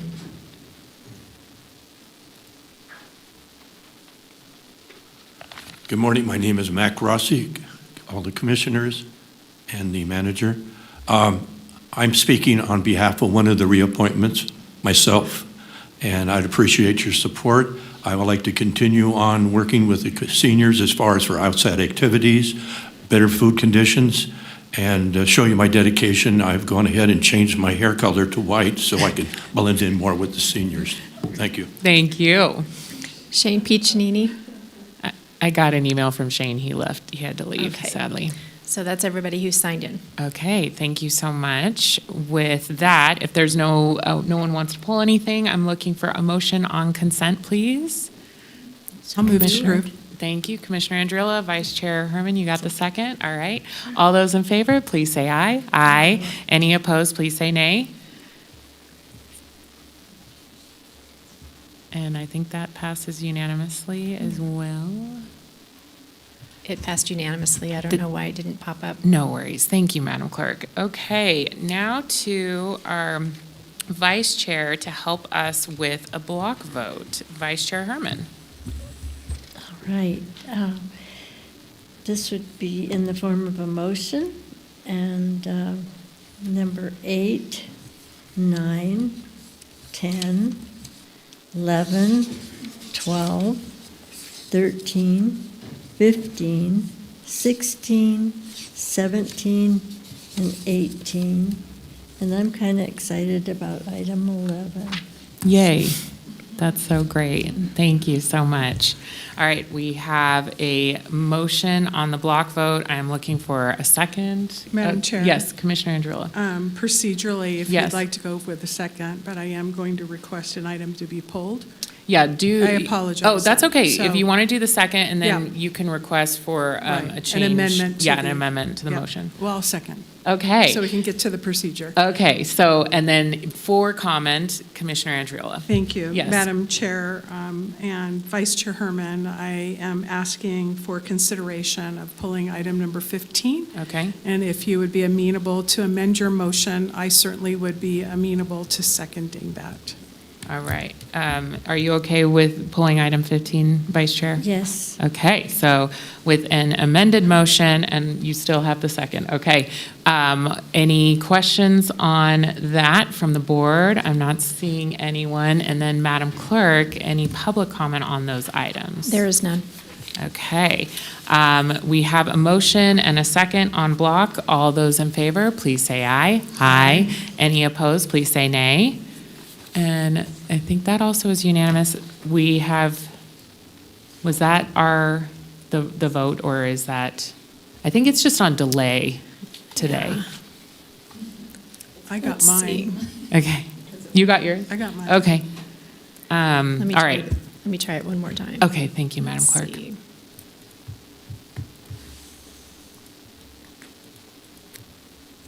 Okay, now let's try to vote again. Thank you. There we go. And I think it's just delayed.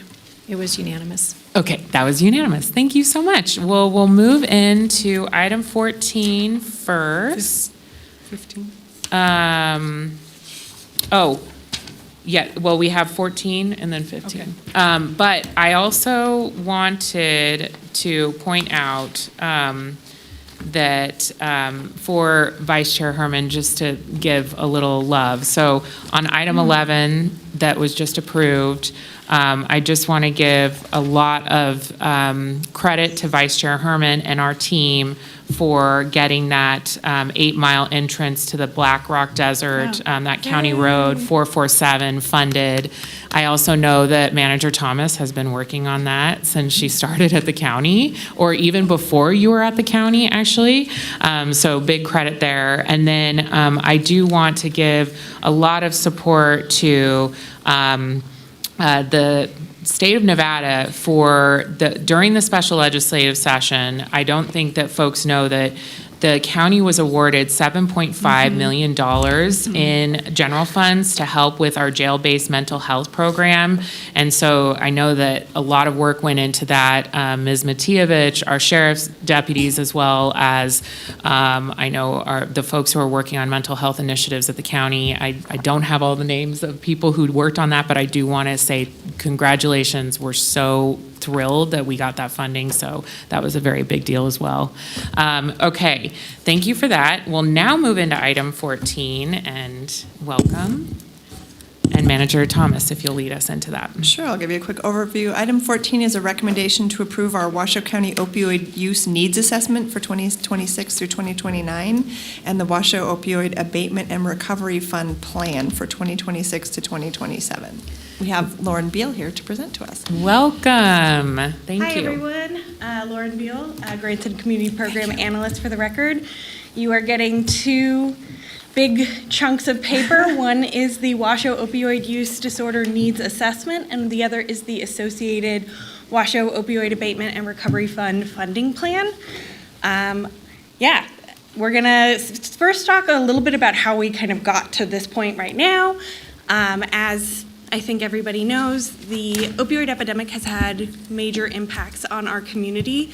This is way too many lives lost. This is families that have been harmed, communities that have been disrupted, lots of challenges for our systems. And this was why the county, as well as the state and other municipalities, decided to pursue lawsuits against the manufacturers and distributors for their role in the epidemic. And that is why we are receiving $41 million over 20 years, of which we've received $10 million so far. The settlement, they had specific use of funds in the language of the settlements. So those were to make sure that we spent the money on ways to remediate the impacts of the opioid epidemic. And then the state, on top of that, had additional statute that was put in place to ensure that we don't supplant funds and that we conduct a needs assessment every 4 years. The first needs assessment was for 2022 to 2025, so that's why we needed to do another one. And in 2024, we awarded the first $4 million approximately of that $10 million we've received so far. So for the past year, we have been meeting and talking to people and learning to do this needs assessment. And we have to use a community-based participatory practice per state statute again. So we had a steering committee of community stakeholders as well as a living experience advisory board that was guiding our work. We collected secondary data from state surveillance systems, from our different community partners and their programs, from our departments. We also collected primary data. We had 748 people respond to a survey. We did focus groups and key informant interviews.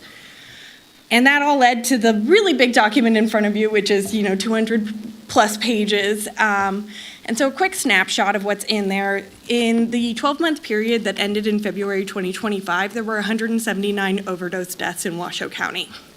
Washoe County's overdose death rates are higher than state and national averages.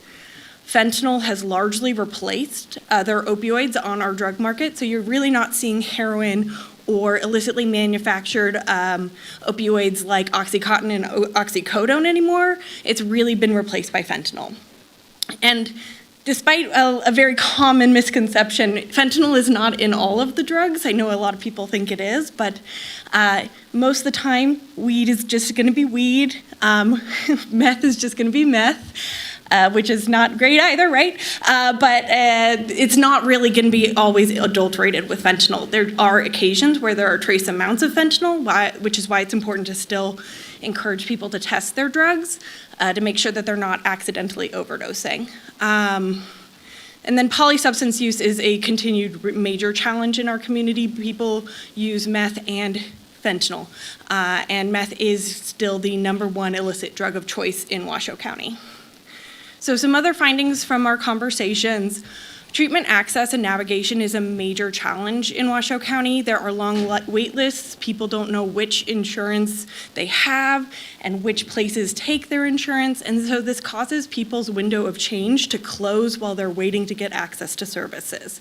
We need to be ready to provide services immediately when somebody is ready for change. We also had some great work happening to connect people who are disconnected from services that got defunded in October of 2025. I know housing is top of mind for everybody, and that's true too for our family members and our friends and our community members who are using opioids or in recovery from opioids. You really do need stable housing to even start engaging in recovery. And then once you're in the recovery process, you need to be in a safe, supportive space so that you can maintain your recovery. Going back to a place where maybe you've overdosed or where people are actively using can really cause a setback for somebody. And then our behavioral health workforce is burning out at extremely high rates. This is because we have pretty low pay, not great time off options, and insufficient training for those people. In particular, the peers, the people who have gone through recovery processes themselves, they are trapped in these entry-level roles, and they're not given opportunities to grow and learn and move up within the workforce. We need to continue to minimize morbidity and mortality. I've already kind of hammered home that we have high overdose rates, but this is also bloodborne pathogens and other illnesses that people have. The #1 thing that people who were using opioids actively talked to me about was actually dental care. That was their major health concern. And there's a lot of stigma that prevents people from accessing treatment and care. And then, of course, families and youth, we need more supports for them. Substance use is intergenerational, and we need to break that cycle by providing whole family care. So not just for the parent, but for the parent and child individually and as a unit to try and kind of heal the wounds in that relationship. And that can include the grandparent, aunts and uncles. There's a lot to heal. And then prevention education is outdated and inconsistent.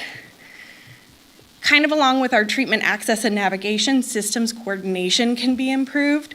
We have fragmented services that are not necessarily speaking to each other. There's not great program evaluation data, and then that data is not shared in between organizations. And part of that is because of limited resources and people kind of competing for those. And I know everybody in here talks a lot about system involvement and justice system involvement and making sure that we interrupt people going deeper into the systems. And that's really important, again, for our people who are using opioids. We want to make sure that if they're on medications for opioid use disorder, that they are maintained when they enter the jail, and that then when they leave the jail, they're immediately connected to more services. And as one mom who lost their child said, they can't seek recovery if they're dead. And this is, part of the main thing of we want to keep people alive and healthy so that they can, be a part of our community again. So we collected all that information, we thought about it, and we came up with a series of strategies. And this is the other document in front of you. And we shared these strategies. First, we took a look at the state statute and the settlement use of funds and made sure that they aligned and we weren't going to, break any rules. And then we presented those to the steering committee to get their feedback, made some revisions, and then we brought it back to the steering committee, the Living Experience Advisory Board, and we had a public community meeting to do some prioritization. And so from that information, we learned that the community really wants to continue two of the priorities from the original assessment, which is overdose prevention and outreach. And this is really the education and knowledge that goes along with the tool of Narcan or naloxone, not just making sure that people have the tool in their hand. Child welfare supports of providing whole family support to heal families impacted by opioid use. And then some new priorities that came up were this targeted outreach and care navigation, making sure that we're going out to people who are disconnected, who might not know where services are, and connecting them to the appropriate services, but not just that one time. We stick with them and we navigate them through the whole system so that they get all of the resources they need. Expanding housing services, we kept this pretty broad. We have to keep it specific to opioid use because of the litigation documents, but we want to make sure that wherever there's momentum in the community that we can kind of bring this funding to bear with that so that we can get more housing for folks and make sure that they are maintaining their recovery. Mobile health and street health, so this is bringing healthcare to people, talking about, some of these healthcare issues that aren't necessarily the top of mind when we think about opioid use disorder, but are top of mind for the people who are struggling with opioid use. Program evaluation to assess what's actually working in the community and for whom, and peer-led workforce supports. This is a mental health and behavioral health support for peers and providers, by peers and providers, to make sure that they aren't burning out, but also to give them resources and a place to talk about what's going on in their lives, what their needs are, that are separate from the same spaces that maybe their clients are participating in. And so our next steps, we'll announce the next, if you like everything, we will announce the next NOFO in 2026 to address these priorities. We will also be developing a short document for our community partners based on the needs assessment. There's a lot of great content in there. There's a lot of great content that I didn't even get to put in there. And so we want to make sure that we're making that available to community partners. Continued collaboration and coordination with our community partners to kind of address that system fragmentation. And then we will have to do another needs assessment in 2029. That is all. Oh, that's all. That's all.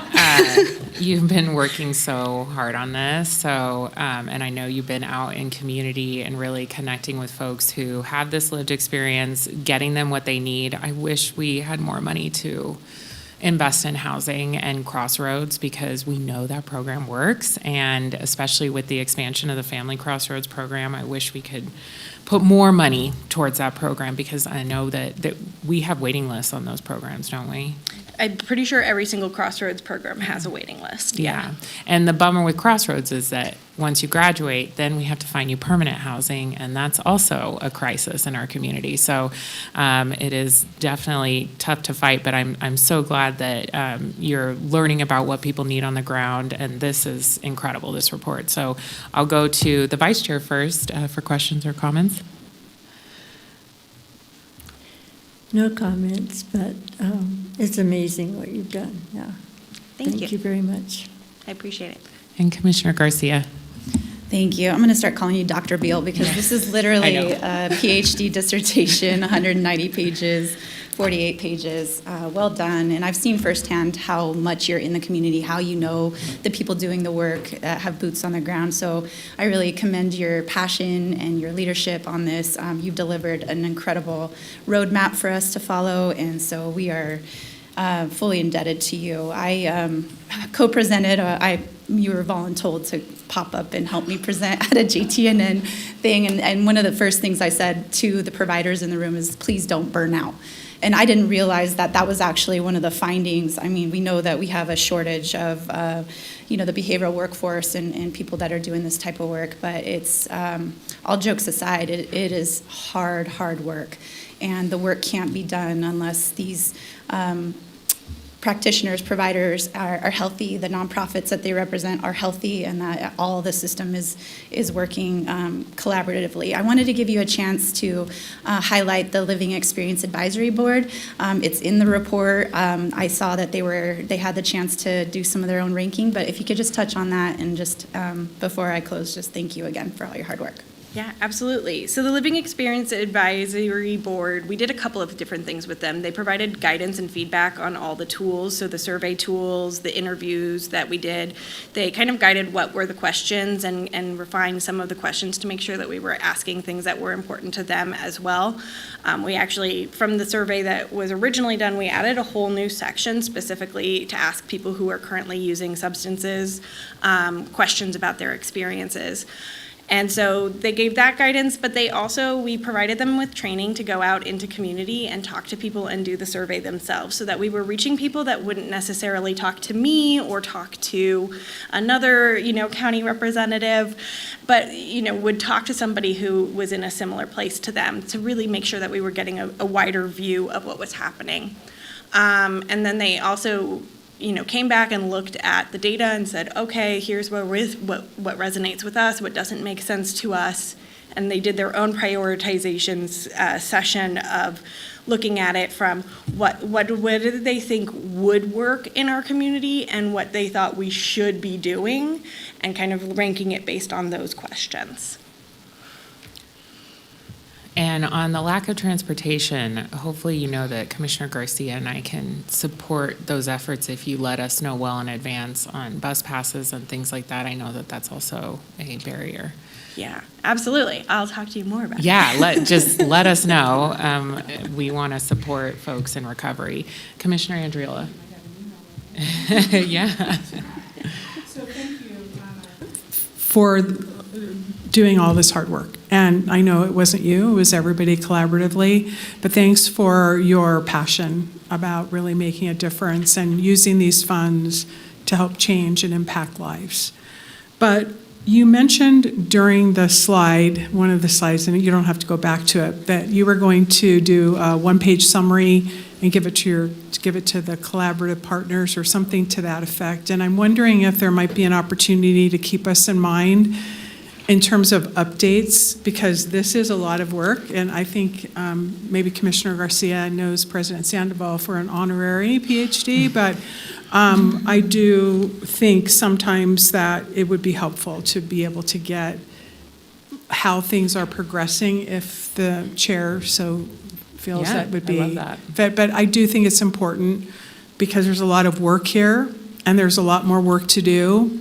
I'm also really interested in learning how the sequential intercept model connects into this, and I'll look forward to that maybe being as a follow-up presentation as you roll out those next steps. Absolutely. And we do update data on all of the programs that we fund on the website. It shows how much money we received, where it's gone, but I will absolutely make sure when we do any other one-pagers that we send it your way. But reading it is nothing compared to the enthusiasm that you bring. So I think we will welcome that wonderful opportunity. So thank you for all your hard work. Yeah. And Commissioner Clark. Thank you, Madam Chair. Thank you for your report. One quick question. Are both of these reports available on the county's website? Can the public access these online? They will be. I was waiting for you all to say that you liked them and that you approved them before I made them live. Fine, I understand. I'll get a chance to review that then. Thank you. Yeah. Okay. If we don't have any other comments or questions from board members. Oh, you have a comment? Oh, then I am looking for a motion on, yes, go ahead, Commissioner Garcia. Madam Chair, I proudly recommend to approve the Washoe County Opioid Needs Assessment and the WRF plan, the funding plan, as presented in the staff report. Looking for a second. I'll second. Thank you, Commissioner Andriola. And Madam Clerk, any public comment? There's nobody signed in. Okay, we have a motion and a second. All those in favor, please say aye. Aye. Any opposed, please say nay. And it's on your screen. We're just on delay today. Sorry, it's taking so long. All good. It's not your fault. It was unanimous. Okay. Sisters All just right. sleeping. Congratulations. Thank you for your work, and we'll stay in touch. We want to hear the updates on the progress. Okay. We'll now move into item 15, Manager Thomas. Thank you. Item 15 requests board approval to transfer the Local Assistance and Tribal Consistency Fund grant funds of a minimum of $10.5 million, which includes principal and interest, to the Community Foundation of Northern Nevada. All but $500,000 of these funds will be used for the creation of a Washoe Behavioral Health Endowment Fund, which will allow us to use a portion of the income from that endowment to support the operations and maintenance of the Washoe Behavioral Health Center.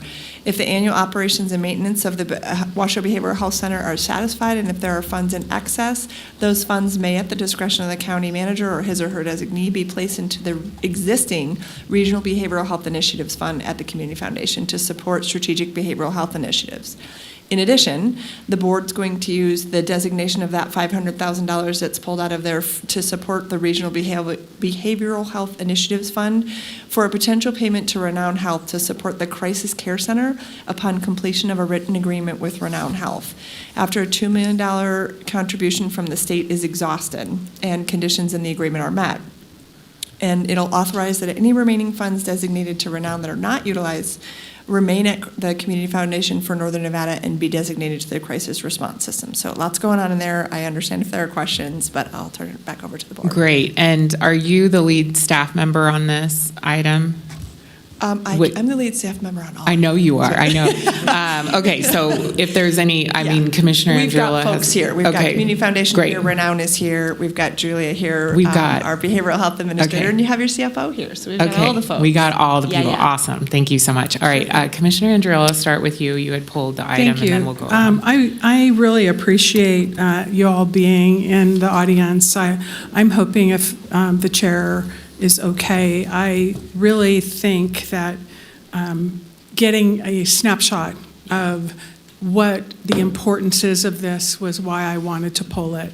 I pretty much spend 24/7, I will, either thinking about this or certainly out in the community trying to do what we can to share the great work that Washoe County is doing and the model that is not typically a government model.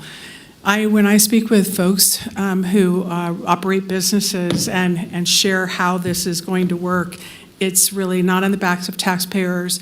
It's really a model. And I think to the Hammonds who were just here a moment ago and hearing about losing their daughter, mental health was what the mom had brought up. Mental health permeates throughout our entire community, if not the nation. And I know when I speak with people, always say the Washoe County Behavioral Health Center for Children. And I think the fact that this is for children and the gap that's being filled after West Hills left and the model that, as I already mentioned, that's in place. And that's what I was hoping, Madam Chair, that we could have a brief overview. I know all of the commissioners are well aware of this initiative, being that it was on our strategic planning meeting that we unanimously approved moving forward. But I do think we have a lot of information. And so I think putting this top of mind and really understanding the investment and the difference that we're going to make in the lives of children in our community is important. And that's why I pulled it. So if I could, maybe Ms. Ratty might be able to help provide that. And then I was thinking that it might be helpful to follow up with the fiscal model and what that looks like in setting this up with the Community Foundation. Thank you. Thank you, Madam Chair, for the opportunity, Commissioner. I believe we have some slides. They're good to go. The clicker's right there on the podium.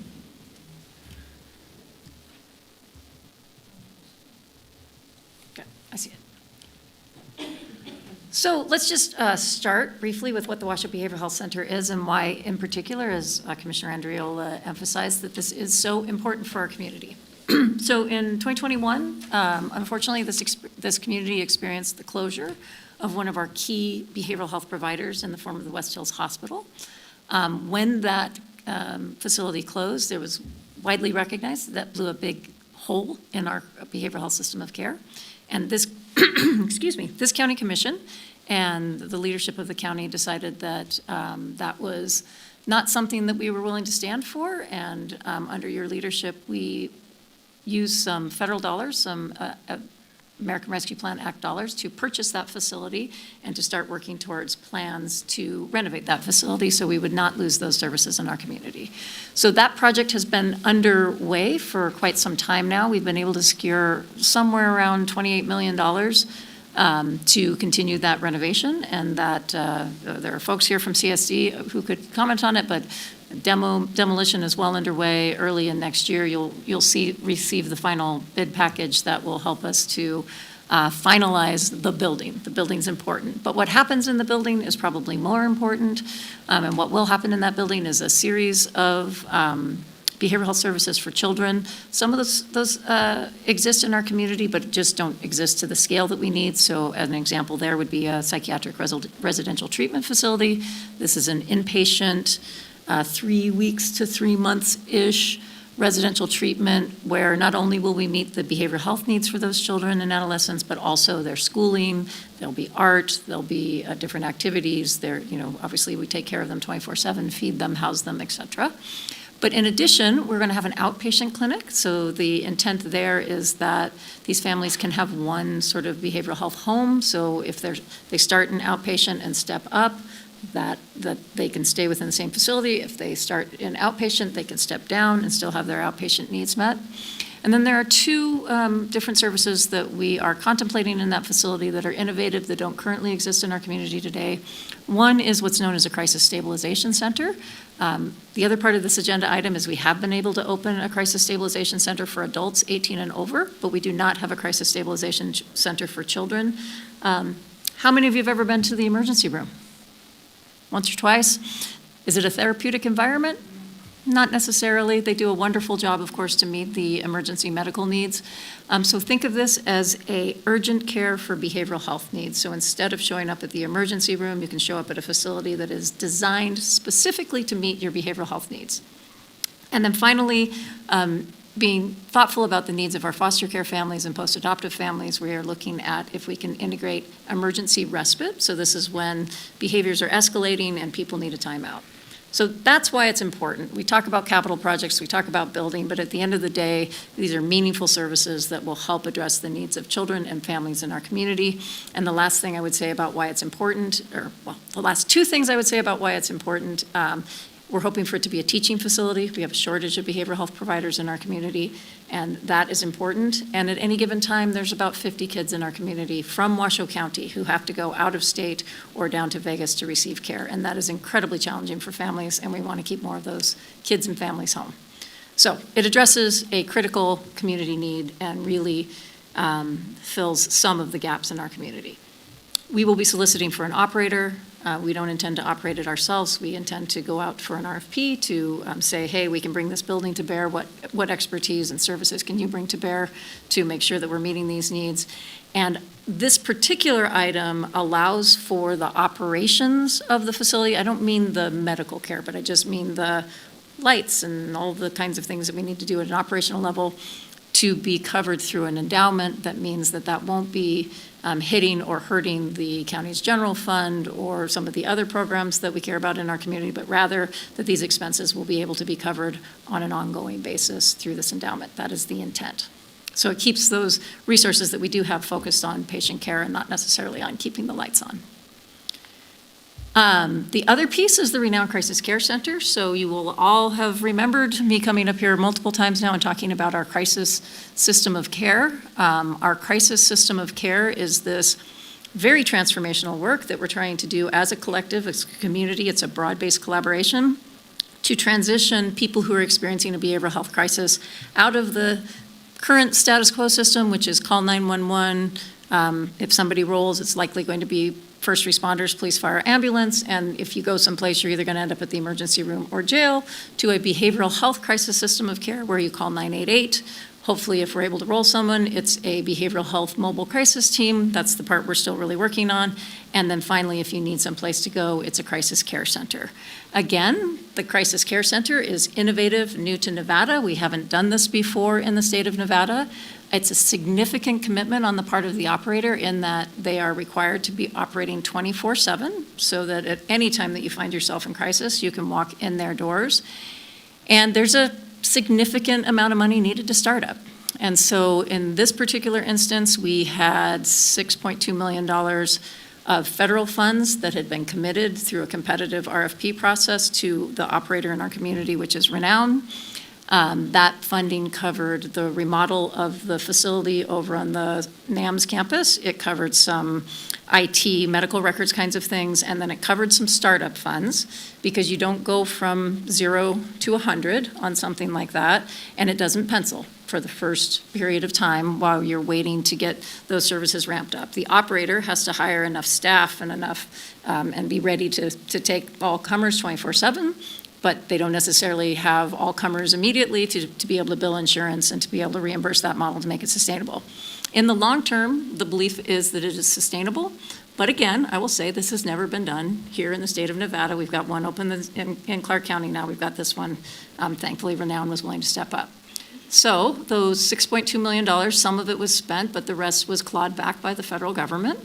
And so the funding, the center opened in February, closed again, and thankfully Renown was granted $2 million from the state of Nevada, and they were able to take that money and go ahead and open their doors, and the county through this action is committing another $500,000. The state's money will be drawn down first. It's basically gap funding to close that gap. And if they make it through all the state money, then they would be able to draw down the county's money just to cover that startup window of time. And again, it's intended to be a sustainable model moving forward.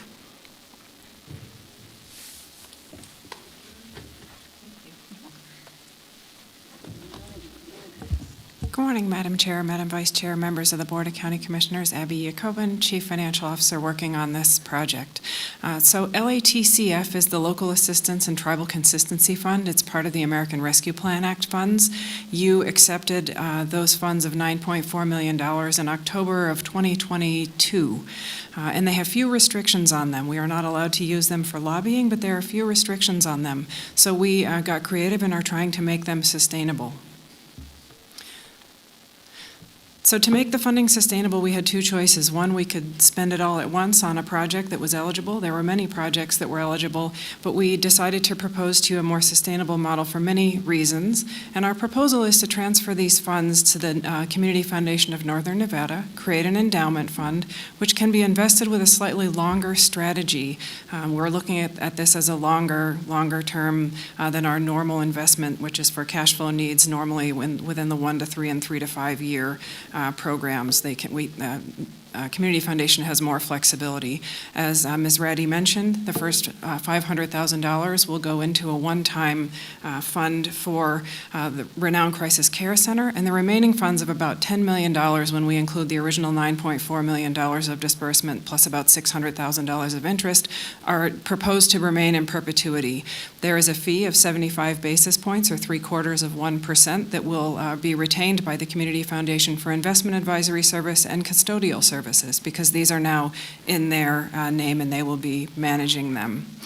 These funds are proposed to be used for the operations and maintenance of the Washoe Behavioral Health Center. And when I say operations and maintenance, Ms. Reddy and I were talking about this, and it's not for major capital improvements. There will not be enough funding there, but we're assuming there'll be about $450,000 a year to offset lights, outside maintenance, inside maintenance, and things like that, so that we can, part of the reason is to signal to potential vendors that we care about this, we're invested for the long term, and it's not dependent upon general fund fluctuations. And if there's excess in addition to the 4.5% that we're proposing to be remitted to the county annually, those funds would go into the Regional Behavioral Initiatives Fund to handle the projects that are surrounding the participants that are coming to the different centers and hospitals and programs for all behavioral health initiatives, really.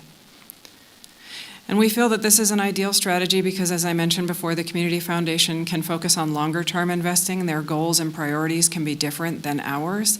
We will have a dedicated investment advisor, and it's the same gentleman, Ken Lambert from Peavine Capital, who used to manage PERS investments of about $35 billion. So we know he is qualified in the market, knowing resident expert and Nevada expert as well. So we feel very comfortable with that. The fund is side by side with the larger behavioral health priority, which we feel signifies long-term commitment to this project to any potential operators who may want to come and partner with us and put a proposal in for this. And ensures the long-term viability of the building and the infrastructure, not the huge renovations, chillers, roofs, things like that, but your operations and maintenance. We feel that there's enough here that most of that should be covered.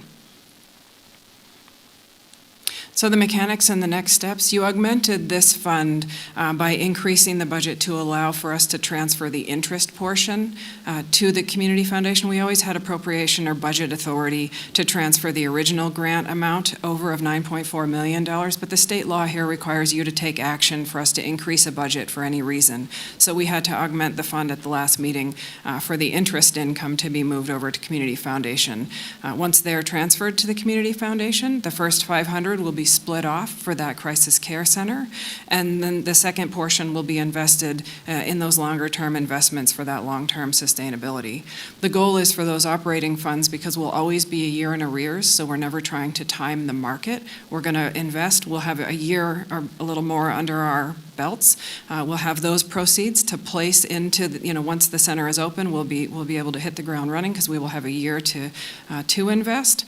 And so we're looking at this as a really great timing for this project. And the Crisis Care Center funding is available right away, but as Ms. Reddy mentioned before, Renown will exhaust the state's contribution, and we'll also need a written agreement with them to ensure the terms and conditions are met based on your vote today. With that, any one of us will be happy to take your questions or comments. Thank you. And I think this is so creative because my understanding on the West Hills piece, and I don't want to speak for the company, is that maintaining that building was not something that they could build into their business model. And hearing from people who have stayed there and West Hills has helped them, they're like, please, Washoe County, invest in that building. We really want to make sure it's a better experience for people experiencing these crises. And so I think making sure that we have that sustainable funding for maintenance is brilliant. And I really appreciate the work on that. Thank you so much. All right, we'll go down the line. Vice Chair Herman. All right. Lots of information. Really appreciate all your work. We've been in this together, haven't we? Yeah, and I don't have any questions. I'm just all ears right now and listening. So, thank you. And Commissioner Garcia. I just wanted to thank the Community Foundation for being such a great partner with Washoe County. This is a creative solution. It's nice to know that we'll have that little cushion, that little $450,000 approximately a year, to know that we can lean on that for those ongoing maintenance. And I did want to give Manager Thomas a chance. These funds were approved back in 2022 before I was elected, many of us on the board. So if there's any acknowledgement or staff time or contributions to help kind of bring this idea to fruition, I'd like to give you an opportunity to kind of shine the light on a little bit of the history of how we got here. Well, first of all, I want to thank the board for your steadfast willingness to not spend this thing 6 ways to Sunday. I know that I've had conversations with your predecessors as well as this board, and the willingness to support setting aside a number of this magnitude so that it can be sustainable is to be commended, and it's a true sign of leadership. So I'm really excited about it. I had the opportunity to run a program early in my career off of a settlement that came from Waste Management, and I spent the interest income on a used oil recycling program as an early analyst in a public works department. And so this concept was one that when we brought it forward, the team really wrapped their minds around, there was a whole bunch of people that worked on the ability to make this happen and be sustainable. And so, yeah, you see the folks that are in this room, there are many others that were involved. And then coming up with a really useful and sustainable way to fund Washoe Behavioral Health Center so it isn't a drain on the taxpayer dollar, I think is really commendable. So just thank you all for your leadership on this. I can't say enough about your willingness to be steadfast and put this in a way that it can serve people in the long term. So thank you.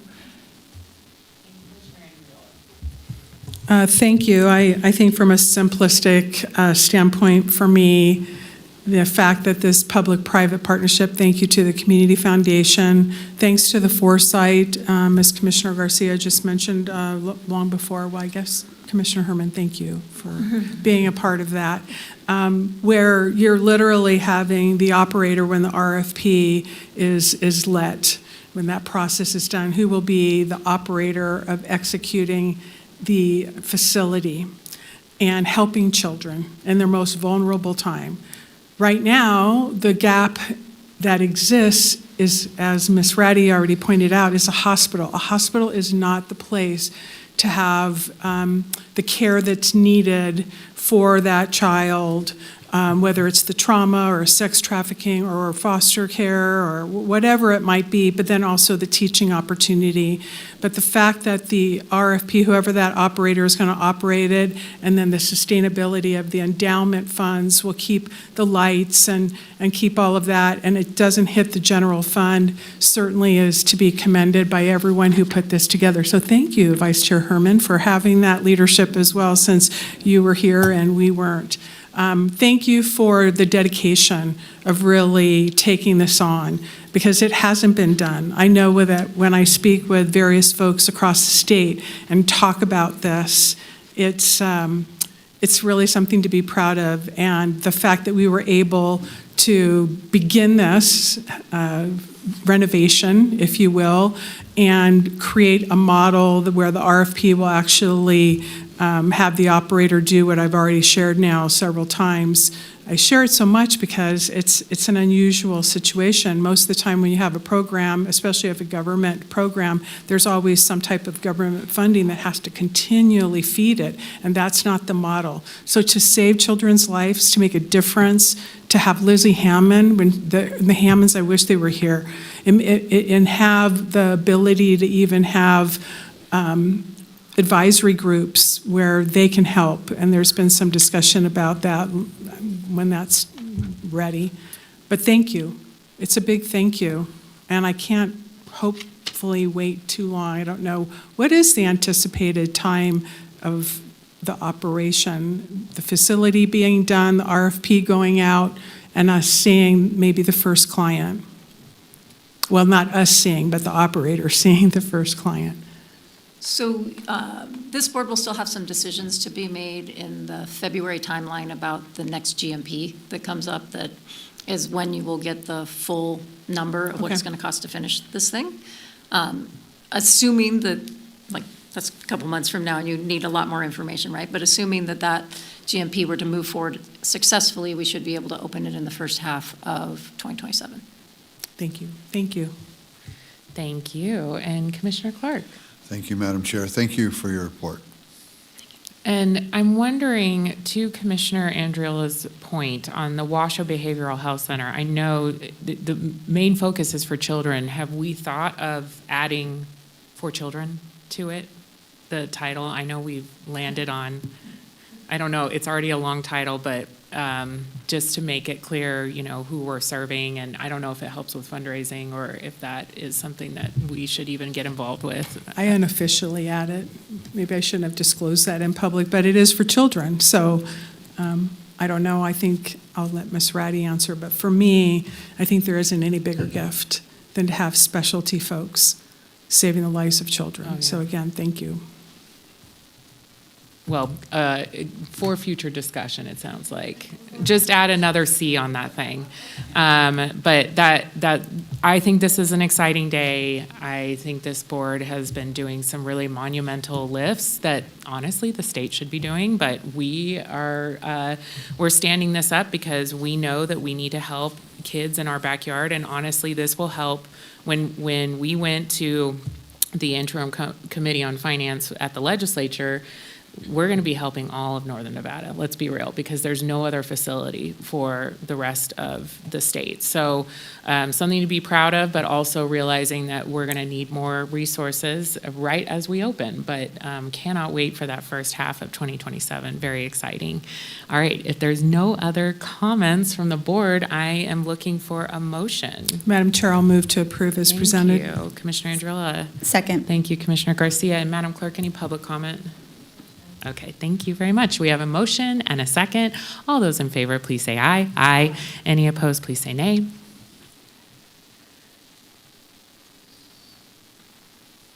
And it's on your screen if you haven't hit the button. It was unanimous. Thank you, Madam The system's Clerk. just not cooperating. All good. Okay, we are now moving into, I can't believe it, our final public comment. right. Manager Thomas. That's right. The comment heard under this item will be limited to 3 minutes per person and may pertain to matters both on and off the commission agenda. Unused time may not be allocated to other speakers, and please make your comments to the commission as a whole. Thank you so much, Madam Clerk. First up, we have Trista Gomez, followed by Catherine Yarte.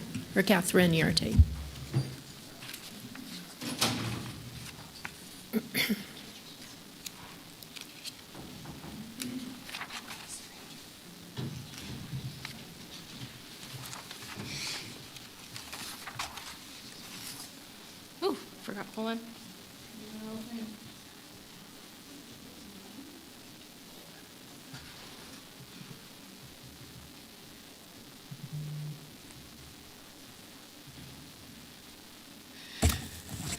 All right, Trista Gomez for the record. I can't help but notice that Commissioner Andriola steps out every single time I'm in my second public comment. So I just wanted to note that. So now that we've talked about this model, and there's a couple things I want to say. I don't think any resident is opposed to, obviously we want to really adequately fund essential services, constitutional offices. What are essential services? What do those constitute? As a community, can we figure out what those are? These are really important things. And in many jurisdictions over the country, and I'm blessed to be able to travel often, there's a lot of people who handle those essential services and those constitutional offices really, really well. And then there's communities that have some funding, just like what we just heard, where there's, sustainable funding for some of these, these programs that are badly needed.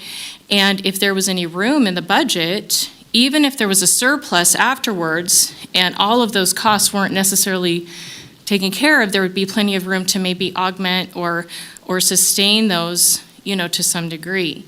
But what happens when the budget is $27 million a year over budget is that you're looking for increased revenue sources. And when you're looking for increased revenue sources after you've raised the budget 40% and you've increased the budget, well beyond its capabilities, is what you really do is you start to create barriers here.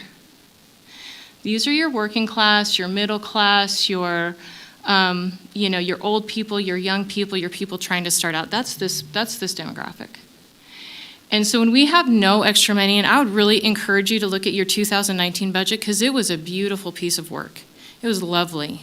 And your accounting people that year did a phenomenal job of making sure that they said you shouldn't spend this money without being able to sustain it.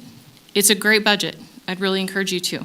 But when you start talking about increased revenue, and we've looked at this a lot in different jurisdictions, and when I travel, you can see it on the streets, the crime, the garbage, the lack of businesses, the overt regulations, the things that really impact this population really significantly. If you don't control those, you end up with the problems that we see in other jurisdictions that haven't controlled that. And we're starting to be that jurisdiction. That's a problem we're currently starting to have. And so I would encourage you to pay attention to this population. This is what I'm looking at, and address those people's needs. Thank you. Catherine Yarte.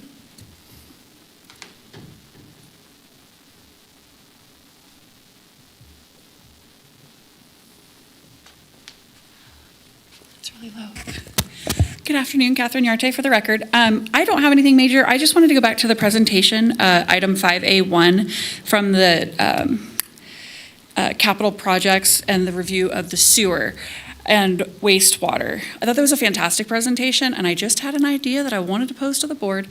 I know we had at the end been discussing the water usage for data centers and the lack of potable water and trying to take some of the pressure off of the Truckee Meadows and the Truckee River and our groundwater. So would it be something to consider to require businesses that don't need potable water to operate, such as data centers that are using it strictly for cooling, to require them to use reclaimed water and cover the cost of additional filtration at their own expense because it is their use that is causing the water to not be effective for what they need?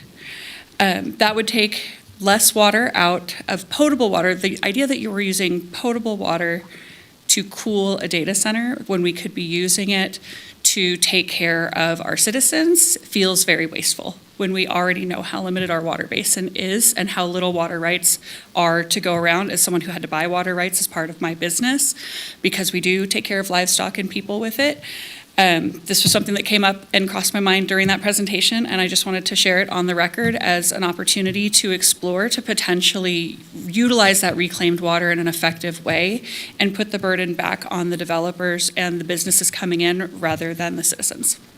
So, Thank you. Thank you. There's nobody else signed in. Thank you, Madam Clerk. We'll now move into item 20, Manager Thomas. This is your final Commissioner County Manager's announcements, reports, and updates to include boards and commission updates, requests for information, or topics for future agendas. Do you have anything else for us? Okay, Vice Chair Herman.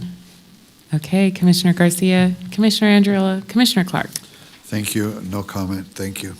And I missed this in the original comments. I want to give a huge shout out to all of the county staff who've been working so hard to be generous this holiday season with the clerk's Silver Sleigh Award. And so I was hoping that our Madam Clerk could just give us an update on what has been happening with this and give a little support to our staff who are so generous in that they serve our community and then they give back to our community. We have the best staff in the region. Go ahead, Madam Clerk. Certainly. You challenged the employees of Washoe County and Washoe County as a whole, and this was a month ago or so.